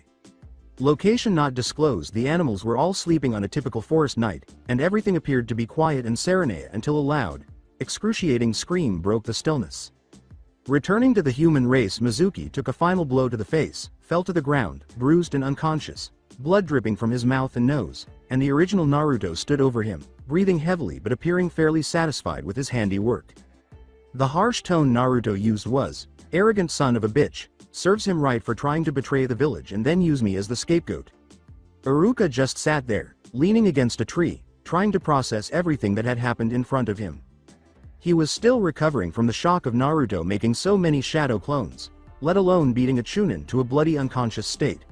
Although Naruto had the element of surprise to his advantage, it was still an incredible feat for someone his age, and he was also amazed by Naruto's strength of character. Iruka half expected the boy to flee and use the scroll to avenge the village, but Naruto stayed and prevented him from dying at the hands of Mizuki. Iruka felt sorry for Naruto because he had so little in life and nearly everyone he met tried to bring him down to make things worse. Naruto never had anyone to turn to or experienced the unwavering love of a parent, but he still persisted in his dream of becoming a ninja and graduating so that he could improve his standard of living. As he slowly stood up, Iruka thought, "To the hell with proper academy procedures, Naruto deserves to be a ninja. Come here, Naruto, for a minute. I have something I would like to give you." Even though Naruto had no idea what his sensei was doing, he complied with the order. "Now, stand motionless and close your eyes." Iruka added, "Don't worry, I'm not going to hurt you, just trust me." In response to the suspicious glance Naruto gave him once more, Naruto chose to play a practical joke on the man, and after closing his eyes, he felt the goggles he was wearing slide off his head. A few seconds later, he felt a cold object press against his forehead, and he quickly yanked a cloth behind his head. "Okay, Naruto, you can open your eyes now." As the boy obeyed, he noticed that Iruka was holding Naruto's goggles and that he was missing his headband. Naruto thought he was dreaming when he reached to his forehead and felt the cool sensation of a metallic surface with a spiral-like leaf design on the middle of it. "Congratulations, Naruto. The village hidden in the leaves has officially recognized you as a newly instated genin." Iruka grinned and said, "We can go out to Ichiraku's once we clean up all of this mess." Naruto initially just stood there, allowing the information to sink in, but then, in a flash, he turned into an orange blur and embraced Iruka while ignoring the older man's yelps of pain. Tower of Hokage. The third Hokage simply grinned as he watched the scene between Naruto and Iruka through his crystal ball. He had witnessed everything, from Mizuki exposing his true colors and his secret to Naruto beating the living daylights out of the Chunin turned traitor. The veteran was saddened that Naruto had discovered his burden so quickly, and he knew that he needed to speak with the boy once he and Iruka returned to the Hokage Tower. The Hokage's sadness turned to rage when he saw Mizuki attack the boy while he was down, but he was relieved when Iruka saved Naruto. The old man was most surprised, however, when Naruto used the Shadow Clone Jutsu and crushed Mizuki completely, and he fully supported Iruka's decision to turn Naruto into a ninja. Knowing that the council would never let him hear the end of this, he no longer cared, and Hiruzen Sarutobi, the third Hokage of the Leaf Village, decided it was time to remind them that he, not them, was in charge of this village. As he recited his pipe, Hiruzen went outside to inform the ninja that the search for Naruto and the scroll had been cancelled. The apartment of Naruto. Even though he had only been living in this strange world for one day, he detested being cooped up in one place for extended periods of time, and while all of this was going on, some minicon was flicking through the TV channels once more, all the while ranting about certain blonde knuckleheads and scarred morons. "I promise Primus that I will give those two a piece of my heart when they return a martial arts film." "Sweet," Spitfire said, quickly putting his tirade aside and concentrating on the movie on the screen. It began as just another sunny and bright day. Additionally, Naruto had to go register as a genin of the village hidden in the leaves on that day. Regretfully, Naruto didn't know exactly what was expected of him. He had to first complete the necessary paperwork, which asked for a variety of personal details. He then needed to have a photo taken for his profile. Spitfire had persuaded him not to paint his face and hands white with red spirals, which he had originally intended to add interest to his image. Additionally, convinced, meant that Naruto had been warned by the mini-con that if he intentionally messed up his photo, all of his instant ramen would be destroyed. In the present moment, Naruto was waiting on a bench outside the conference room where he was to meet the Hokage, the blonde, who disliked sitting motionless for long periods of time, considered this to be one of the most severe types of torture. Luckily, Spitfire, wearing his new trench coat and hat that completely concealed his form, was right there with him. "Man, this is so boring," Naruto grumbled. "I'll be practically a grandpa by the time the old man is ready to see us." "Quit your whining. Naruto being a ninja is a serious matter, and should not be treated as something so trivial. You represent Leaf's main forces, and it would send out the wrong type of message about the village if foreign ninja saw you acting like some whiny little child," Spitfire sternly replied. Naruto turned his head to the left and returned his focus to the conference room entrance, answering in a bored tone, yeah, whatever you say." Unbeknownst to Naruto, the secretary seated at the desk opposite the two was staring at the boy with a scowl as though she would have preferred nothing more than to murder him in his seat. She thought the boy was just the fox demon reincarnated, just like all the other stupid fools in Leaf. Spitfire, however, took notice of this action and gave the secretary a backhand glare. A pair of bright orange eyes were glowing dangerously at her, and the secretary, sensing that someone was staring at her, turned to the person in the trench coat and screamed. Naruto turned to see what was causing the commotion. After hearing the sudden noise, Spitfire and the woman lost eye contact as Naruto swiftly slapped Spitfire behind the head. In the hopes that the foolish woman would believe him, Naruto sheepishly said, "Heh, sorry about that, ma'am, he was just showing off his new sunglasses." Fortunately, the secretary chose to believe him and went back to her documents. Naruto grabbed the coat's lapel and jerked it so that the mini-con was facing him after he was certain she wasn't watching. Naruto hissed in a low voice, "Why the hell did you do that, Spitfire? Are you trying to get yourself noticed? She was glowering at you, just like all of those other idiotic villagers that see you as that damn fox demon.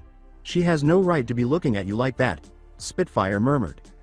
"Look, Spitfire, I really appreciate what you're doing, but you can't terrorize every single person that gives me the stink eye."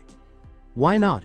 They're deliberately opposing the third Hokage's law and ignoring the fourth Hokage's last wish for you to be seen as hero. These people deserve to have their lives be made into a living hell, if not taken away, for what they've put you through. Give me one good reason why I should just ignore them." Naruto answered, "Because, if you retaliated, then you'd know better than them." There was a brief silence during which Spitfire tried to come up with a clever counter-argument to Naruto's claim, but the mini-con was unsuccessful. "Fine, I won't terrorize at the female, even though she deserves it. Honestly, I don't think I'll ever understand why you put up with all of this, Naruto," Spitfire murmured. Naruto felt a wave of relief when he managed to control the mini-con's newly discovered desire for vengeance, at least for the time being. He explained everything that had been said and done the previous evening when he returned to his apartment with Iruka and the Hokage. To say that Spitfire was angry at the way the people of the village treated Naruto would be an understatement. The boy, Iruka, and the old man had to work together to stop the jetbot from running away and crushing everyone in the village. Following the three humans' successful efforts to calm the little robot, the Hokage promptly provided a more thorough explanation of the circumstances, which had both beneficial and detrimental effects. Spitfire, who had previously experienced what it was like to be viewed as a mindless monster intended for use as a weapon, now had a greater respect for Naruto's condition and the struggles the boy faced on a daily basis. Regretfully, this also made the mini-con more antagonistic toward anyone who dared to act in a way that was deemed spiteful toward Naruto, even if it was just giving him an odd look. As a result, before any actual harm could be done, Naruto had to repeatedly hold his metallic friend back. The door opened abruptly, and a man's head emerged. He popped back into the conference room after saying, "The Hokage will see you now." Finally, Naruto stood up and started walking toward the door without saying anything more. However, Spitfire couldn't hear his footsteps, so he knew he wasn't following him. As he was ready to go inside, he turned to see that Spitfire's eyes were back on the already tense secretary. "Spitfire, damn it." While Spitfire's gaze remained fixed on the woman until the door was shut, Naruto doubled back and pushed the robot in the direction of the office. Alongside the Hokage, it appears that Spitfire has come across yet another prejudiced idiot who is unable to distinguish between a Jincha, Riki, and the Bija they contain. As he watched Naruto push the cloaked figure through the doorway, the elderly Hokage thought, "I just pray that Naruto was able to stop him in time before he exacts his retribution." for their crimes, to consider that he was once a small, naive creature who was interested in the world in which we live. Even though the person in question was an alien robot that occasionally acted viciously toward specific individuals, Hiruzen was still pleased to see that someone else cared about Naruto, but those were not things to be thinking about now. He made the decision to concentrate on the situation at hand because he had a job to do. The elderly man said, "Well now Naruto, it's good to see you again." Spitfire approached him as the blonde took a seat in the chair in front of the Hokage's desk. "I trust that you didn't experience any problems going through the regular procedures."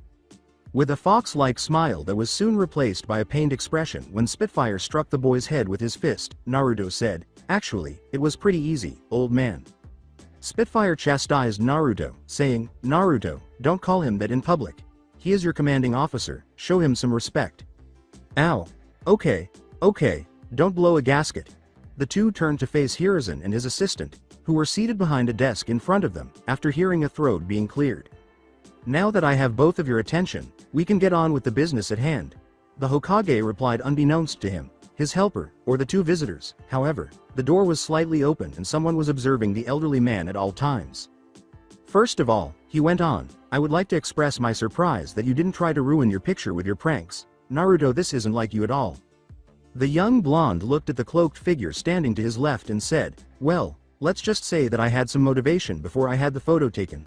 Spitfire was gazing through the window with renewed interest and was unaware of it. All the Hokage could do was laugh. In addition, Hiruzen added solemnly, "I would also like to talk about the jutsu you used to render me unconscious when you broke into my office last night." Naruto was aware of the specific jutsu to which the Hokage was alluding. However, the blonde chose to play around with the man in front of him after his photo prank failed to provide him with the satisfaction he was hoping for. He said, "I'm sorry, but what jutsu are you referring to?" in an attempt to sound innocent.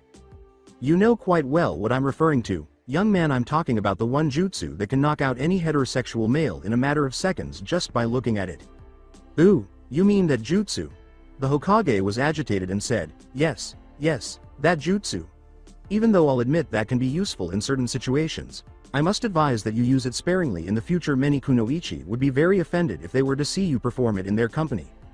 The door was violently slammed open, and a small 8-year-old boy with a shuriken in his hand, dressed in an odd helmet and scarf, rushed into the room and charged at the Hokage. "Get ready, old man," the child yelled, "because I challenge you for the title of Hokage." However, the boy stumbled and fell face first onto the hardwood floor after approaching his target for 6 steps. Everyone simply gazed at the boy, who was now writhing in agony at his side. Meanwhile, the unsuccessful attack on the Hokage elicited varying responses from the 4 inhabitants. "I don't think this is true. My grandson has attempted to depose me and assume my role as Hokage 9 times this month." You would think Konahamaru would have realized by now that his chances of succeeding are slim to none. What on earth is he learning from that damned Ebisu? Uncertain of how to interpret the whole situation, the assistant simply gazed at the boy on the ground. "Hey Naruto, what just happened with the slag?" Spitfire murmured. "I have no idea what the hell is going on, to be honest with you. However," Naruto responded, "I can say this.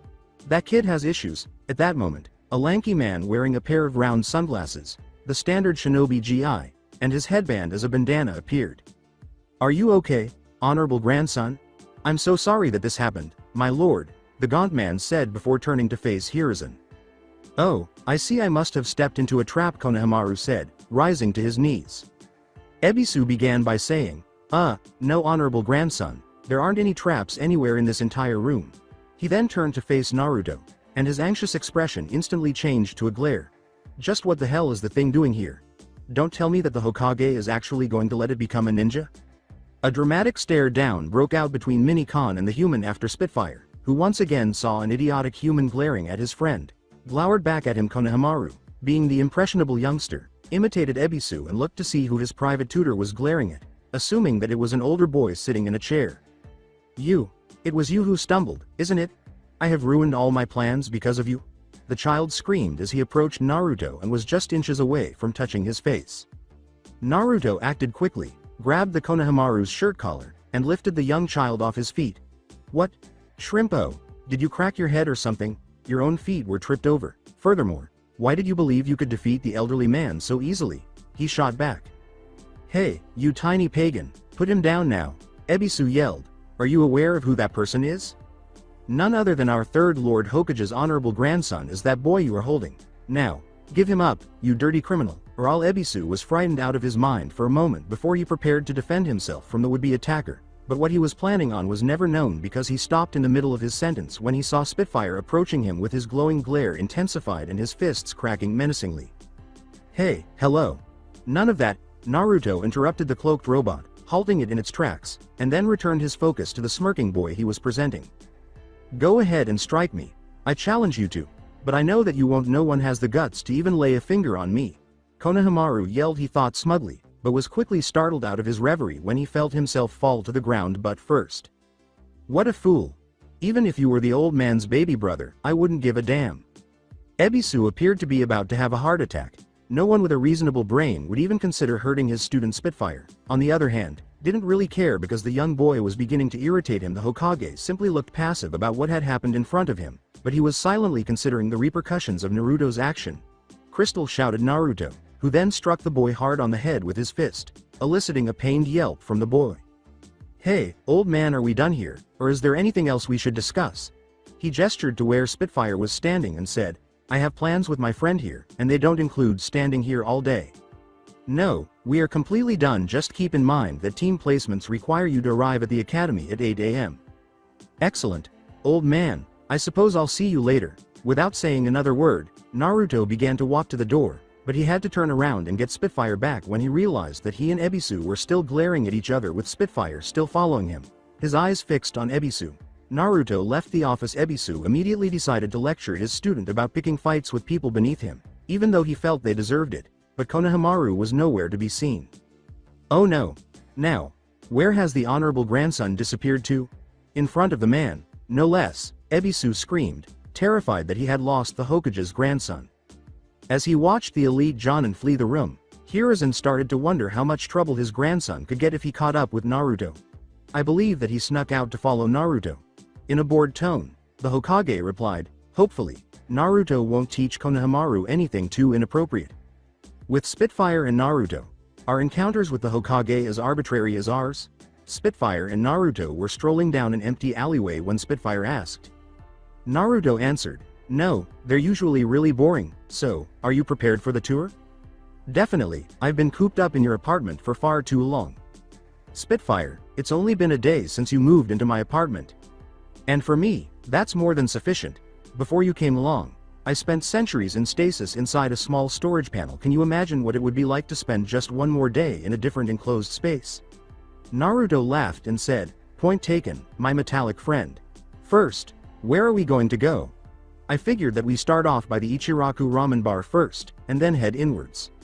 All right, that sounds good. When will you take action regarding that small midget? Since we left that conference room, he has been following us, Spitfire remarked softly. To deal with the obnoxious child, Naruto whispered, don't worry, I'll take care of it right now. However, as soon as Konahamaru noticed the genin's movement, he immediately pressed himself to the fence on his left and draped himself with a cloth that was disguised to look like his surroundings, which in this case was the fence. However, being the young child that he is, he was unaware that he was holding the drape incorrectly, causing the boards to appear horizontal rather than vertical, making him protruding like a sore thumb. Are you going to leave?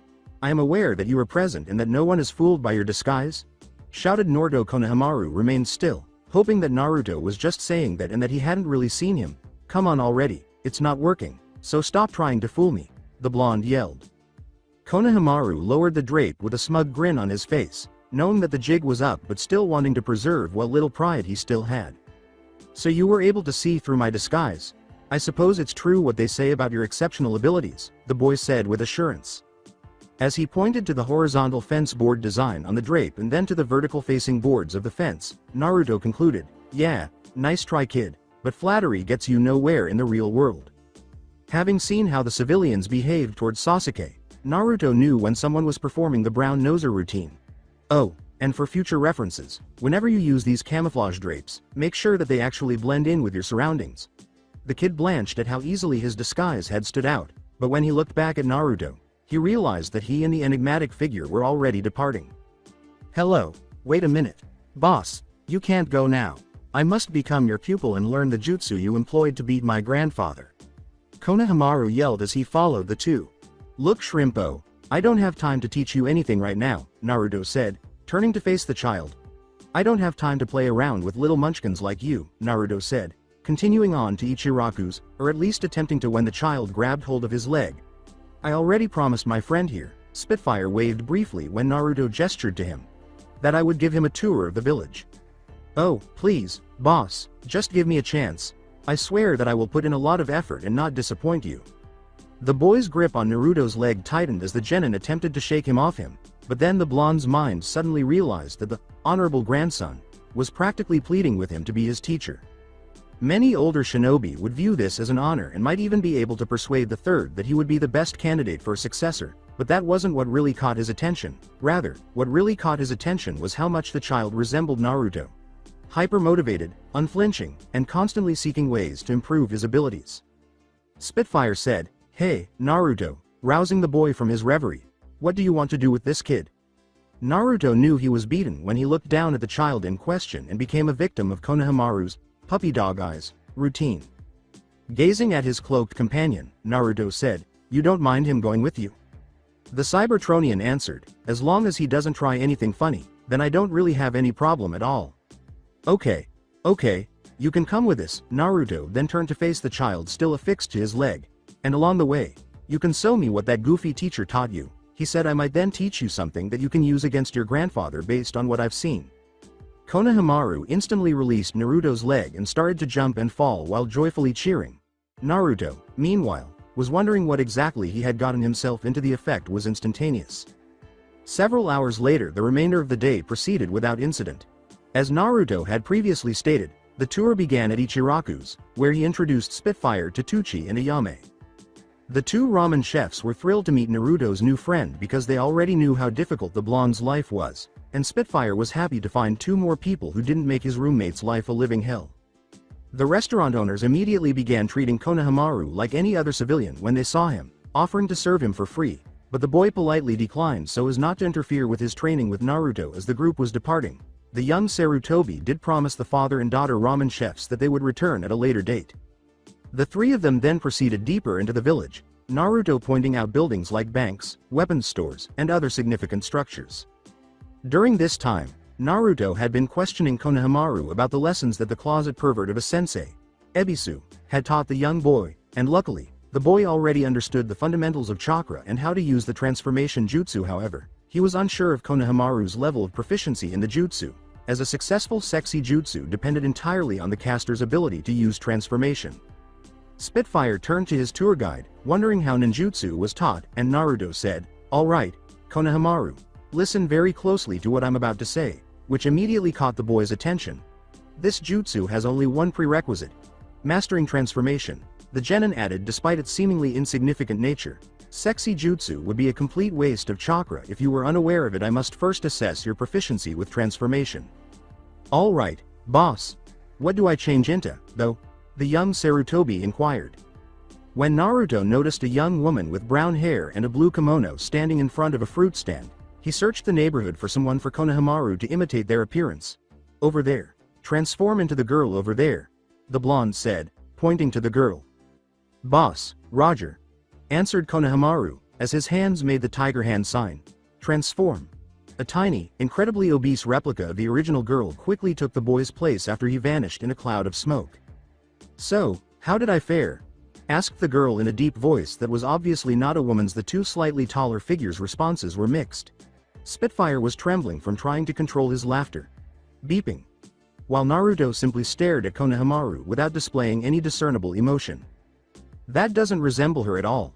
That could be better done by a protoform." He said this between snickers, but Naruto's blow to his head cut short his laughter, and the boy turned to face the girl, who was still wearing the unreadable expression. "All right, you succeeded in getting the kimono and hair just right. And you somewhat resemble her." As he turned around, Naruto noticed that the woman Konahamaru had attempted to imitate was the source of the small spike of killer intent that suddenly came from behind him. She had managed to get behind both Spitfire and him without either of them noticing, and as he continued to stare at the enraged woman, he noticed that her eyes had flashed white and that she was grinding her teeth in sheer rage. "I don't look like that at all." Konahamaru instantly cancelled out the jutsu and prayed to the gods that the woman wouldn't direct her wrath towards him. Next to his surprise, the woman simply smiled at him before bowing politely, screamed the woman as she brought her fists down upon the top of Naruto and Spitfire's heads, causing them to crash to the ground. "Honorable grandson," she said with a smile, "please don't make me look ugly the next time you try to pass for me." Confused that his jutsu had failed, Konahamaru muttered, "Oh, alright." However, the young boy saw that the woman was massaging the hand she had used to strike Spitfire as she left Naruto, and Spitfire slowly stood up as soon as she was out of reach. While rubbing the area of his head that had been attacked, Naruto complained to Konahamaru, "How do you like that? You're the one that messed up big time, and we're the ones that pay the price." It made Spitfire groan. "Yeah, tell me about it. I think she put a dent in my head." And then the genin suddenly realized, "I'm surprised that you didn't attack that woman for hitting us, Spitfire," said Naruto. "Of course I didn't hit her. Back on Cybertron, it is frowned upon whenever a male ever strikes a female for any other reason besides self-defense," stated the mini-con. "Yet, you have no trouble frightening secretaries in ways that can draw unwanted attention to yourself." "Okay.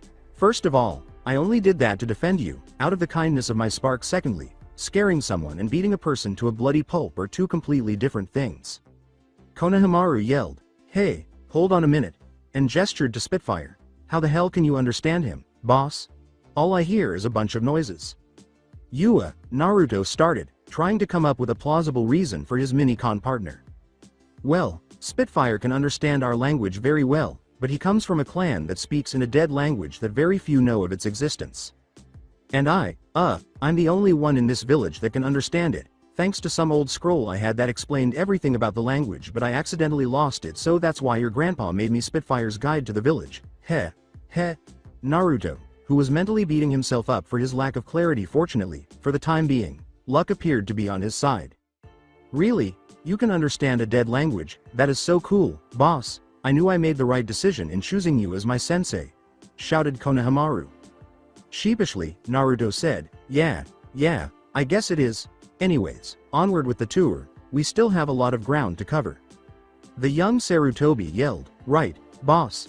As he outran the others, Spitfire spoke after he was out of earshot. "Smooth lying there, Naruto." The blonde responded, "Hey, at least he bought it." In the Ninja Academy, Naruto was currently attempting to manage a severe headache as he led his group to the Ninja Academy. Konahamaru is the name that best describes the source of this headache. Naruto had been scouting random girls for Konahamaru to pose as during the tour, and every time, the young child changed into a fudlier, or rather, uglier, version of his initial target. Fortunately, the three of them were able to outrun the irate women before they could get even, since the women wouldn't have dared to hurt a hair on Konahamaru's head. It would be more like Naruto and Spitfire. I find it hard to believe that after 19 attempts, he is still unable to transform into a girl. Either Konahamaru needs some serious therapy, or Closet Pervert is a lousy private tutor. Or perhaps it's a bit of both. Naruto thought he noticed that his apprentice was wearing a very dejected expression as he glanced to his left.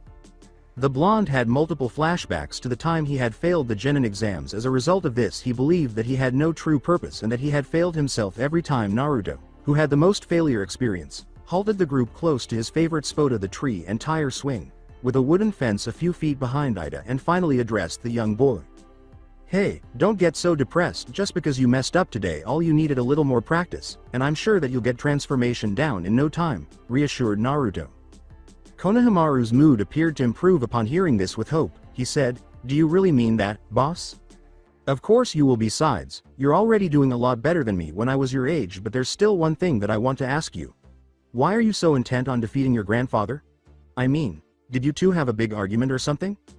Before Konahamaru could respond to the question, his face darkened abruptly. "When I was born, I named after our village, Konahagakure. Ever since then, whenever people saw me, they would always recognize me as honorable grandson, and never by my real name. I can't stand it. It's as if they never see me as for who I really am. That's why I have to defeat my grandfather and become the next Hokage. That way, people would finally respect me and see me as Konahamaru Sarutobi." The boy merely stared at Naruto before he burst out laughing. The 8-year-old was only enraged by this. The irate 8-year-old yelled, "Hey, why the heck are you laughing at him?" In between chuckles, the blonde said, "I apologize, but that has to be the most pitiful excuse for someone to be Hokage." "And why is that?" "Well, first of all, the title of Hokage belongs to the strongest ninja in this village that's willing to put his life on the line for the sake of his village. You just can't become something like that in just one day. I mean, Are you seriously ready to make decisions that could have thousands of lives at stake? When Konahamaru didn't respond, he kept going. And besides, there's one thing that you didn't take into consideration. At last, Konahamaru turned to face the genin, who was grinning at him. Naruto assertively declared, "You're going to have to go through me." First, if he wanted to become Hokage, all Konahamaru could do was gaze at the blonde in front of him. He had never met someone like him in his brief life. In addition to treating him like a regular person, he had also raised some issues regarding the Hokage that he had not given much thought to before, and to top it all off, he said he also wanted to become Hokage. Spitfire watched the two young humans in front of him while all of this was happening. At first glance, Konahamaru might have appeared to be a brat, but the mini-con saw that he was just a lonely youngster who wished to be treated like any other child. He was even more boisterous than Naruto. In relation to Naruto, Spitfire had also observed a feature of his companion. Naruto never gave in to his hatred. Despite living a life filled with animosity and baseless hatred directed at him, he always seemed to be able to bring out the best in people. Even if they were total strangers, Cybertron didn't often have those kinds of attributes. However, Spitfire's thoughts were rudely interrupted before he could consider what it would be like if Naruto were on Cybertron. A sarcastic male voice said, "Oh please, you become Hokage? Hell would freeze over before that would ever happen?" A more shrill and patronizing feminine voice said, "Yeah, loser, there's no way that the village would ever pick you as the Hokage when there are more skilled ninja around like Sasuke." Sasuke Uchiha, Sakura, Ino, and Amy, as well as several other girls from Naruto's class who formed Sasuke's fan club, were all there when the three turned around. At the moment, the girls were either staring at Sasuke with hearts in their eyes or smirking smugly at Naruto.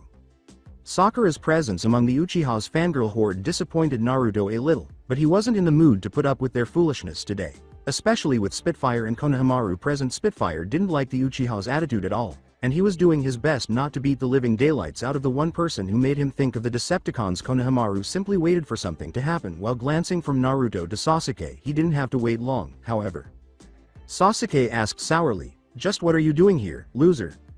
Are you getting ready for another year at the Ninja Academy?" Which made the arrogant fangirls burst out laughing in order to have more fun, completely ruining the loser's self-esteem. Sasuke had anticipated that Naruto would explode and make himself look stupid in front of everyone, to his disappointment. However, Naruto simply turned around and gestured for the cloaked figure and young boy to follow him. The fact that no one was treating him like a commoner, despite the fact that he was a member of the Uchiha elite, infuriated the prick. "Hey, Uzumaki!" Amy exclaimed when Naruto said, "Don't just walk away when Sasuke is talking to you." The other girls loudly expressed their agreement, but Naruto ignored them all as it happened. Akamichi, Nara, and a certain young Inuzuka had been attracted to the scene by the noise. A shy Hyuga girl was also hiding behind one of the bushes close to the tree, but none of them knew it. Sasuke, fed up with being disregarded, hurried over to Naruto. The Uchiha yelled, "Hey loser, get back here, I'm not finished with you," as he grabbed the blonde's shoulder to stop him from leaving. However, the cloaked figure, who was roughly the same size as Sasuke, swiftly batted his hand away before he could even touch him, then abruptly shoved it back with a palm heel strike. When the figure turned to face him fully, Sasuke saw that the enigmatic figure had orange eyes that were glowing and staring at him dangerously, but he was unable to see his face due to the trench coat's turned-up collar and hat, which combined to conceal his face. Having this other person in his path only made Sasuke more irate. Naturally, the Uchiha fan club was not pleased with the stranger's behavior. Sakura screamed, "You bastard! How dare you lay a hand on Sasuke like that? Sasuke deserves your respect, you asshole," said Ino. A foolish brunette yelled, "Don't just stand there, Sasuke, kick their asses." As a result, the entire club yelled similar derogatory remarks at Naruto's group and urged the Uchiha to teach the losers some etiquette. With Kiba, Choji, and Shikamaru. "Man, those girls sound like they're going to rip those two apart." Choji, his classmate Kiba, and his best friend Shikamaru said as they watched the drama play out in front of them. They could hear everything, even though they were only a few feet away. Choji then focused on his classmates. "Don't you think that we should do something to help Naruto?" asked the man.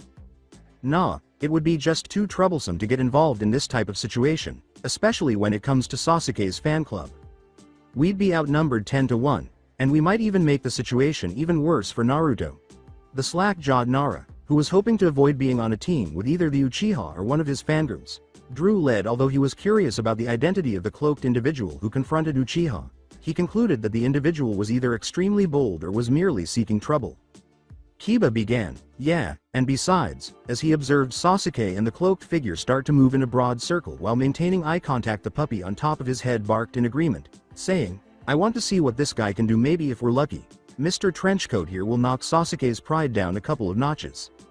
Returning with Sasuke, Spitfire, and Naruto when Sasuke finally stopped circling with his back to the fence, he said with a tone of arrogance, you've got some nerve to try and start something, me, freak. Do you know who I'm? Additionally, the figure halted his circling and turned to face Sasuke while remaining silent. Hey, answer me when I'm talking to you. Or are you as deaf as you're stupid?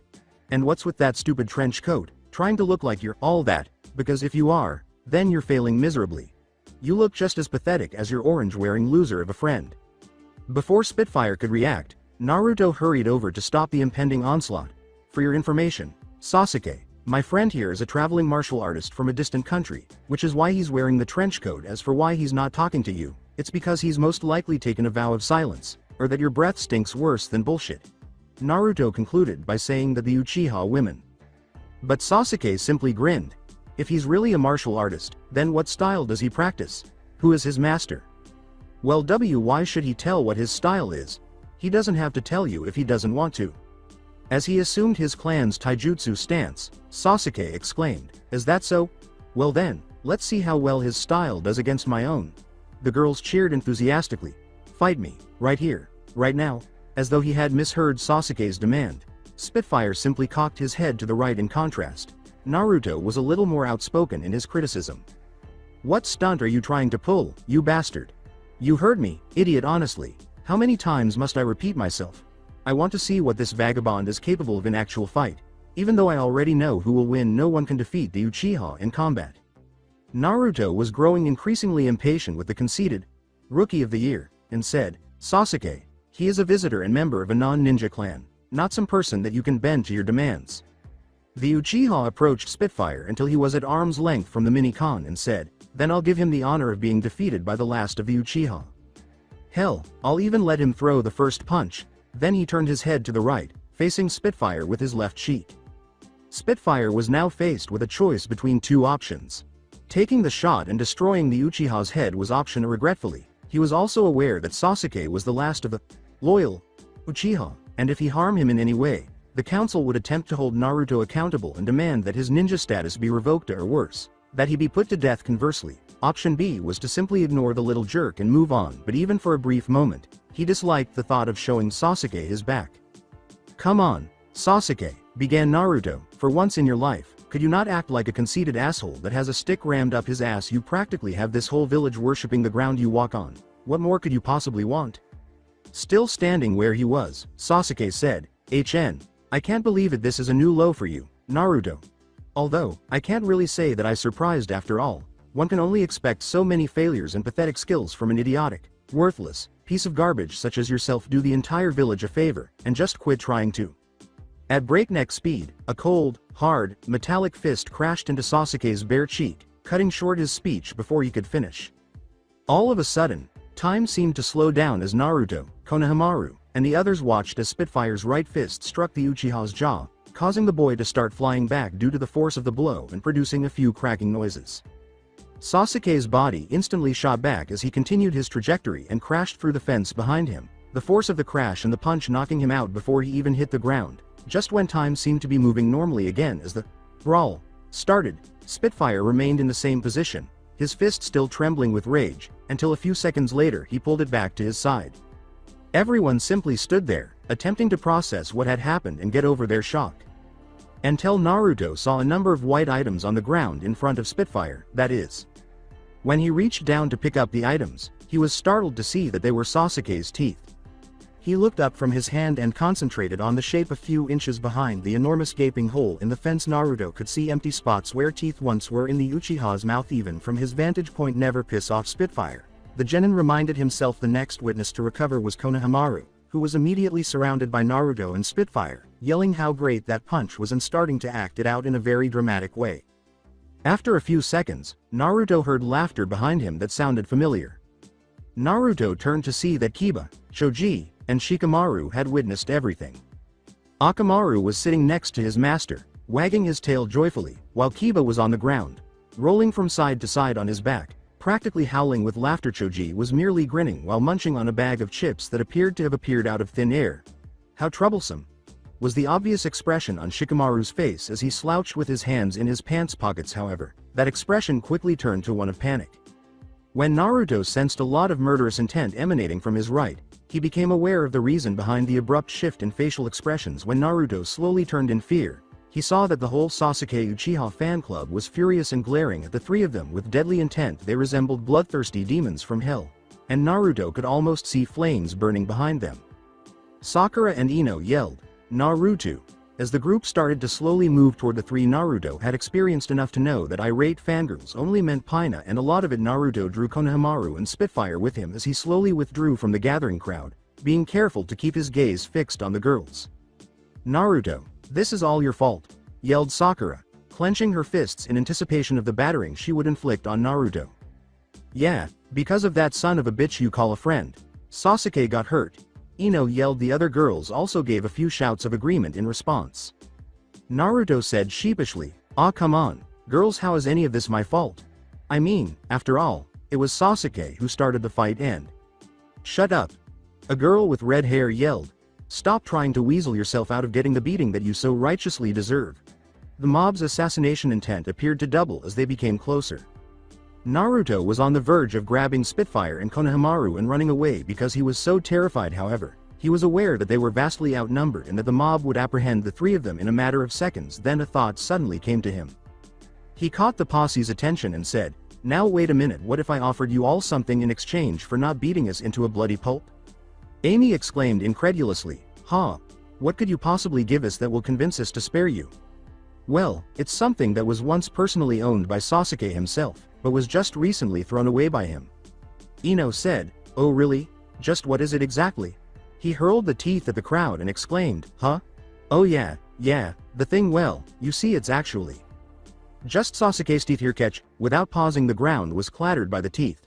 Being the naive Uchiha worshippers that they were, most of the girls screamed with joy at the chance to add something that was truly in Sasuke's mouth to their miniature shrine and started squabbling over the priceless Uchiha teeth right away. But Sakura, Ino, and some of the other girls were not so easily sidetracked. They saw Naruto, Spitfire, and Konahamaru fleeing for their lives as they eventually managed to escape the pile-up. Sakura roared, "I'm gonna beat the crap out of you, Naruto," as she pursued the three escaping characters. Ino cried out, "Not unless I get to him first, forehead," and soon after, she and the other girls did the same as the Haruno. Kiba, who had finally stopped laughing after sensing the girls' murderous intent, remarked, "Man, those girls look really angry. I wouldn't want to be in Naruto's sandals right now."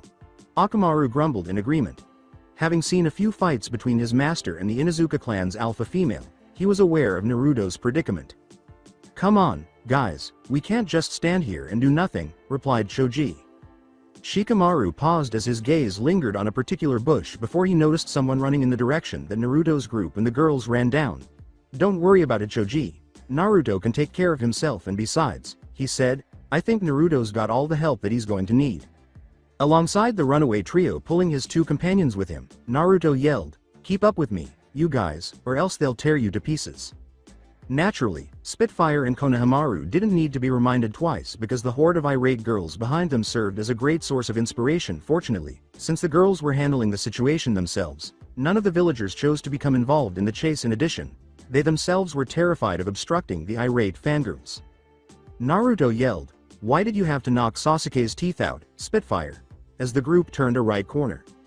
Spitfire retorted, "The son of a bitch had it coming, and you know it. I mean, what makes that Uchiha think he can get away with anything? We'll talk about it later, but right now, let's just focus on getting away from this angry mob." Naruto replied there was a four-way intersection up ahead that led to different locations around the village. Naruto acted quickly after spotting a chance for a swift getaway. 6 shadow clones were quickly created by him, and 4 of them were transformed into 2 Spitfires and 2 Konahamarus. As they arrived at the intersection, the crowds of Naruto's, Spitfires, and Konahamarus divided into 3 groups, each of which was a copy of the original trio. The original trio chose the left route, and each group headed down one of the 3 possible roads. Sakura was momentarily taken aback when she witnessed Naruto employing some form of clone jutsu. For crying out loud, these clones were more than just illusions. They were able to walk. When did Naruto first encounter such a highly developed jutsus? She knew that Sasuke was flawless in every way, so it would have been plausible if he had done the jutsu. Delusional much. A loud shout from Ino, followed by 4 more fangirls, startled Sakura out of her reverie. Forehead. Where the hell did Naruto go?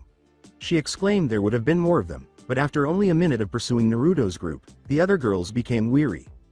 How the hell should I know, Ino pig? He used some weird clone jutsu to hide his friends and then each group went down one of these 3 pathways. Sakura replied. So what are we waiting for? Let's track down those jerks and hold them accountable for their crimes. Exclaimed a girl with short black hair and freckles. The 6 girls immediately formed pairs and proceeded down the streets, following the various groups. Sakura and Ino had both chosen to go down the left street, which was unfortunate for the real Naruto. Naruto, meanwhile, had just sensed 2 chakra signatures rapidly approaching them a few feet further down the left road. Even worse, the signatures were from the 2 individuals he wished to stay away from the most. Whoa, Naruto thought. I was hoping those 2 would have given up by now. Then he returned his focus to his charges. Okay guys, pick up the pace, we got 2 angry fangirls catching up to us, and these aren't just any fangirls. These 2 are the leaders of that emo pricks fan club. Before long, the group encountered yet another obstacle for the first time since the chase started. Konahamaru spoke up as Naruto struggled to choose a direction.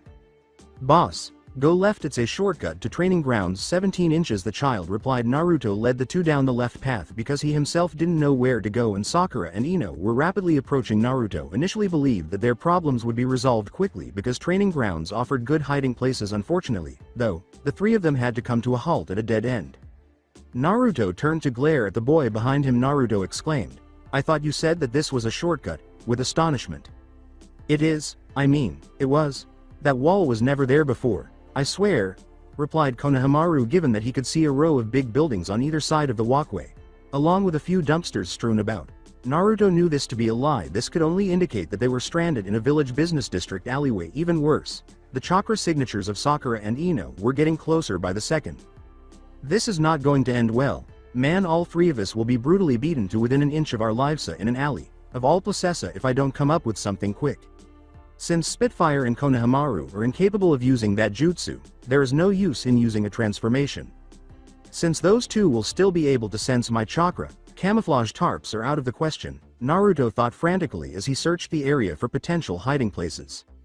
Naruto really didn't want to hide beneath layers of trash, but the dumpsters were currently the only safe option that the girls would never search. Then he heard what sounded like someone throwing open a heavy door. Naruto looked in the direction of the sound and saw that the back door of the building on the left had opened, revealing nobody but Hinata. Despite her initial stutter, she yelled, Naruto, hurry and get in here. Ino and Sakura are heading this way. When Naruto and his friends diverted the attention of the fangirls long enough for them to flee, she had followed them.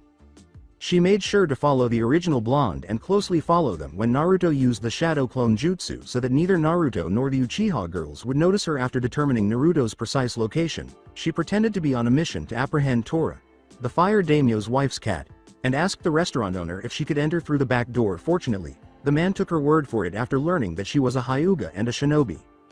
Naruto accepted the invitation a little hesitantly. It might have been a fangirl in disguise, after all. Gazing into Hinata's eyes, he searched for any hint of evil or malice. However, he saw only sincerity and concern there and was unable to find any. Then he felt them. Sakura and Ino had taken Konahamaru's shortcut and were only a few seconds away from catching them. Naruto snatched up his 2 friends and hurried inside the building, deciding that it would be safer to risk something with Hinata than to go out with the queens of fangirls. Shortly after the door was closed, the 2 girls entered the alley, and Hinata slammed it just in time. As Sakura and Ino quarreled over who was to blame for the loss of Naruto and the trenchcoat man, Naruto, Hinata, Konahamaru, and Spitfire simply sat there in silence before the girls abandoned their Naruto hunt. This went on for a long time, most of which was made up of the names Forehead Girl and Ino Pig being thrown back and forth. They all exhaled in relief when the chakras of the 2 genin felt fangirls left the immediate vicinity.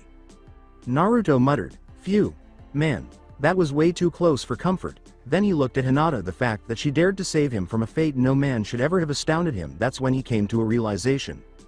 The Hyuga let out a little eep in response to his question. "Hey, Hinata, how did you know where to find us?" Out of habit, she started tapping her index fingers together nervously, hoping he wouldn't ask that question. Any objective person could see that Hinata was deeply smitten with Naruto. However, Naruto was totally unaware of Hinata's stuttering and the flushes that were always on her face whenever he was around or spoke to her because of his limited understanding of how girls actually act when they like a boy. Hinata gathered the last of her courage and spoke. She concluded weakly, mentally berating herself for sounding so foolish. Well. ISSS saw what Sakura and the Oath others were going to do to you and your friends, and I followed you from the moment you used that shadow clone jutsu until you reached the dead end. She appeared to have a high fever as her blush increased tenfold. She wished she was somewhere other than where she was at the moment because her embarrassment was so unbearable. She was therefore taken aback by what Naruto said next. With a fox-like smile on his face, Naruto exclaimed, "Wow, thanks Hinata. Besides Iruka-sensei, no one has ever done anything like that for me." The result was instantaneous. As Hinata tried to process what Naruto had just said to her, her face began to flush. "Naruto even thanked me after I saved him from those fangirls." Frantically, she thought, "Now what do I do? This is something I've never done before. It's just too scary." However, Naruto will think I'm strange if I remain silent. Naruto looked very perplexed as he stared at the girl in front of him, concentrating on her now tomato red face while Hinata struggled with her inner demons. The Hyuga princess always blushed whenever he spoke to her, and he never understood why at first. He thought the abrupt color change was caused by a fever or something similar. However, he was aware that wasn't the reason, or else Hinata wouldn't be able to move from her bed. However, Spitfire was well aware of the reasons behind Hinata's intense blush and gave himself a mental slap for his roommate's lack of awareness of what was happening. "Naruto, hurry up," the frustrated Minicon thought. "Even I can tell that this girl has a major crush on you." Everyone returned to Earth when Konahamaru said, "Hey, can we, go now?" Hinata swiftly escorted Naruto's group out of the restaurant after realizing they were still in the rear storage area. All four of them peered out the door once they arrived, then glanced to the left and right when Naruto, Hinata, Spitfire, and Konahamaru emerged from their hiding spot. After ensuring that the fangirls were nowhere to be seen, they discovered that it was already late in the afternoon and that the sun had already set. Naruto remarked to no one in particular, "Wow, I didn't realize that it was this late already. Ah, and just when I thought that I was finally getting the hang of transformation." Konahamaru sighed. "We did even get to the cage killer jutsu." Naruto comfortingly said, "Hey, don't worry about it, I'll still teach the jutsu. Just worry about getting past level 1. But I think we'll call it a day for now, and then start again whenever I got some free time, okay?" "Alright, but you better keep your promise, boss." Naruto merely laughed. "Don't worry, you have my word, I won't forget about your training until you mastered that jutsu." Konahamaru merely grinned before rushing home. Then Naruto returned his focus to Hinata, who blushed instantly upon realizing he was staring at her. However, Naruto kept staring at the young girl, seemingly unable to find the right words even though she was wearing a heavy jacket.